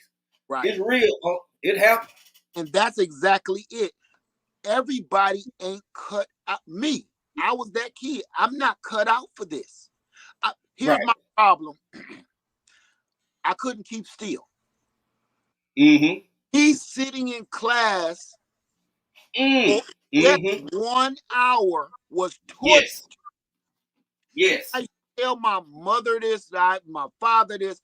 I even told my wife, like, she know. I don't know what people call that when kids can't sit still. They give them medicine for that now. I think I had that because I can't sit here in pure silence, or I can't sit here and listen to this bullshit. I don't want to learn about no unicorns. Look, I seen this cartoon already today. I just want to get right to the gusto. What's the math problems? Let's go ahead and knock them out. I don't want to talk about none of the garbage. And that's where I got in trouble. I couldn't sit still with what did they call it? ADHD. I believe it. You gotta speed that up. Chop, chop, chop. Come on, man. When it came to homework, I could do the homework at my leisure. Just like kids today. Kids today can do the homework at home during the sniffles back, over 2020. Kids was working Mhm. from kids, and I know for a fact because my wife was grading in papers. Kids was smarter at home. It's a statistic that they ain't telling people. Right. Kids Right. were smarter in learning in their own element than they were in a brick mortar building all effing day. Yes. All day. I promise you, the grades, my wife was blown away by her. Matter of fact, true story, she almost, well, I ain't gonna say almost, she kind of won an award because her class had done some historical grading that has never been done in the school she was teaching at ever Mhm. during 2020 time. While Yeah. kids at home and you ain't in their damn face, you ain't sending them to the office, you ain't got to discipline them, you ain't got to discipline them, just click their ass off, boop, just block them out, boop. More kids did not listen. Kids don't mind going to the principal office. They get a chance to show up. I'll go to the principal office. I don't care about all this. They like that. Right. But Right. you know what kids can't stand? Being ignored. You just Yes. block one of them faces like you do when you blur it out for a second. Look, do this to a kid. You do that to a damn kid right there, they lose their damn mind. Okay, I'm sorry, Miss Laird. We'll be good. I'll be good. Let us back in. And she be like, come here with that. Yeah. I bloop you. Forget the principal. Bloop. Their grades skyrocketed. And Mhm. that's the part about America. They don't want you to know that because there is no real reason these kids need to be in a brick and mortar building besides being babysitters. That's it. That's it. Well, it take you saying that again. Some things are better said by parents and people who have raised and reared children, and I appreciate you for saying that. And I stand in total agreement from uh, my family, from lived experiences. Kids, them little bit, baby, you know how many days I done sat up here and wish my knees was like they was, and wish I had the energy I had back when I was a kid or a teenager or this or that. They mentally and physically not adapted to be confined in a classroom hour after hour, end over end. Half the schools and took out a lot of the recess to the extent that it used to be. And I'm a country boy. I'm down here in East Texas, man. When I was growing up, true story, my teachers knew it. I don't know how it impacted curriculum or whatever.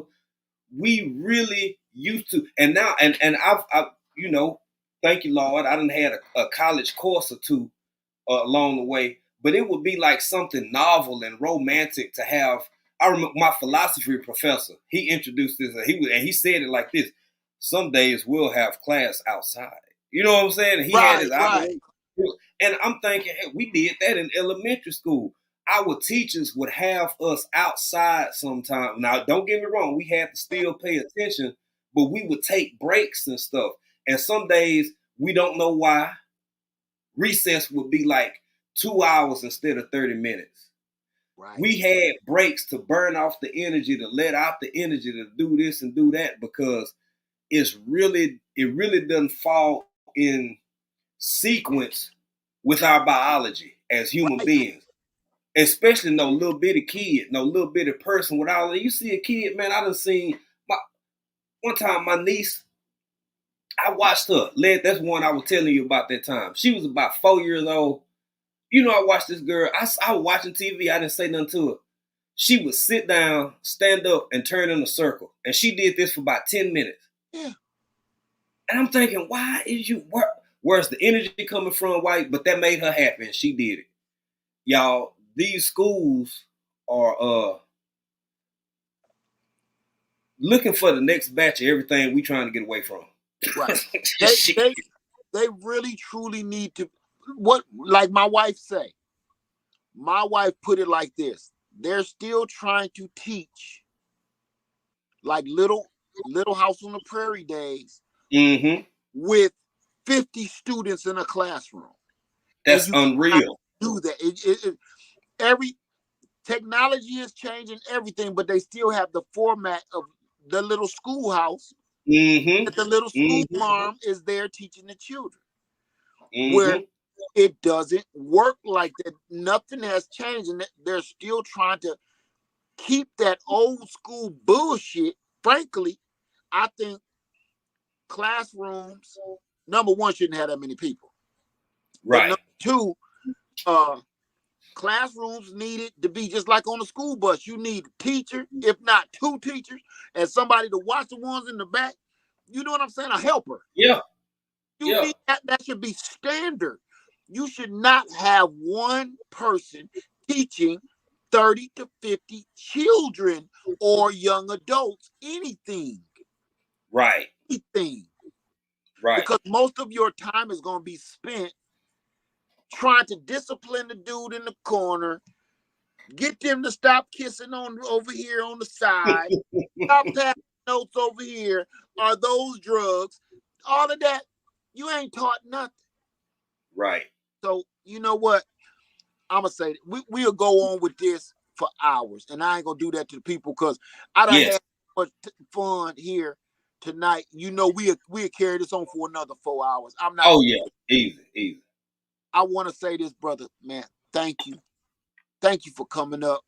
Thank you for supporting me, and thank everybody in here, and thank everybody that left and was in here, because y'all seen two good people that I really respect in this live screen tonight. And I hope everybody go over and support them as much as you support me and more, because I rocks with these folks. Y'all know I don't do StreamYard that much. And when I do, I don't let too many folks come up. Right. Because I just don't do it like that. But, you know, I just want to let folks know the respect that I have for these two gentlemen that was in here with me tonight. African Dreaming, his wife, Pieces of April, her channel, Vision Preparedness, and everybody in the chat. Y'all have no idea how much you help me keep on going every day. That's all I'm saying. So I don't never want nobody to think that I'm so high and mighty that my feelings don't get hurt and bruised, or I don't get disappointed and distracted, because I do. I'm a normal guy. Don't look at them numbers. I'm a normal dude, just like everybody in here. And sometimes I'm not feeling it just like you don't. That's all. But when I'm feeling it, damn it, I'm going to share it. And I hope everybody else do too. It's going to be your turn next. Your turn is coming. Where one day, this is what I want for all content creators here watching me tonight. One day, I want everybody in this mug to be like, oh, that's what Led was talking about. Right. This is how we felt. Yeah. Before, nobody had channels and they didn't understand what I was going through. Now, they're like, oh, this is what a troll is. Why do they do that? I kept telling you, I don't know. They just do. Right. Now everybody know. But I want everybody to get that taste one day, some kind of way, to be like, I get it. That's it. I get it now. That's all. With that being said, I want you to give one more shout out for your crawfish kickback, and then we gonna head on now. All right, y'all. Thank you again, Unc. Led Farmer 73. Everybody in the Greenhouse Lounge. Thank y'all for being here. Thank y'all for all the support. I was actually looking at another message. Y'all been coming over. Y'all showing love, man. While Unc giving me the opportunity. If you all don't mind, please check out African Dreaming. Please check out Pieces of April. Y'all are amazing. Unc got a real beautiful thing going here. Again, I hope and aspire that when I get to his level, I'm still trill enough, humble enough to keep it real, reach back for my people, and try and build something, even with all the things that it comes with. As far as the crawfish kickback, June 25th, May 25th, Texas, baby. Crawfish Kickback is going to be a domino tournament, spades tournament. It's hosted by Unbiased LLC, Pieces of April, Big Rooster Show, Taurus Brain, and yours truly, African Dreaming. It's going to be right here in Texas, South Texas, Neesville Park. Y'all check it out, man. Check it out. And Unc, I'm beyond grateful for being able to spend this time with you and chop it up. That's all right. Much more. I want to say this before we go. Last words is, I hope to be there because I'm going to be there. I bought my ticket and I got my plane ticket. I'm just letting y'all know, God willing, if I'm around, I'm going to be there, and I hope to meet y'all there too. So I'm going back. I ain't been to Texas in a long time. I'm coming back to Texas. All right. With that being said, man, thank you so much, man, for being here. Everybody, we love you. Thank you for your support. Thank you for everything. I mean that from the bottom of my heart. I'm always watching everybody's channel and supporting. If I'm not in your chat, I'm in your chat. You dig what I'm saying? So everybody have a wonderful night and wish me luck, because I got to go out in this dark and lock these chickens up. You know? All right. Thank you, guys, man. Thank you, brother. All right, Unc. You take care now. You too here. Peace, everybody. If I could figure out how to cut this one. Oh, there we go. There you go. I think.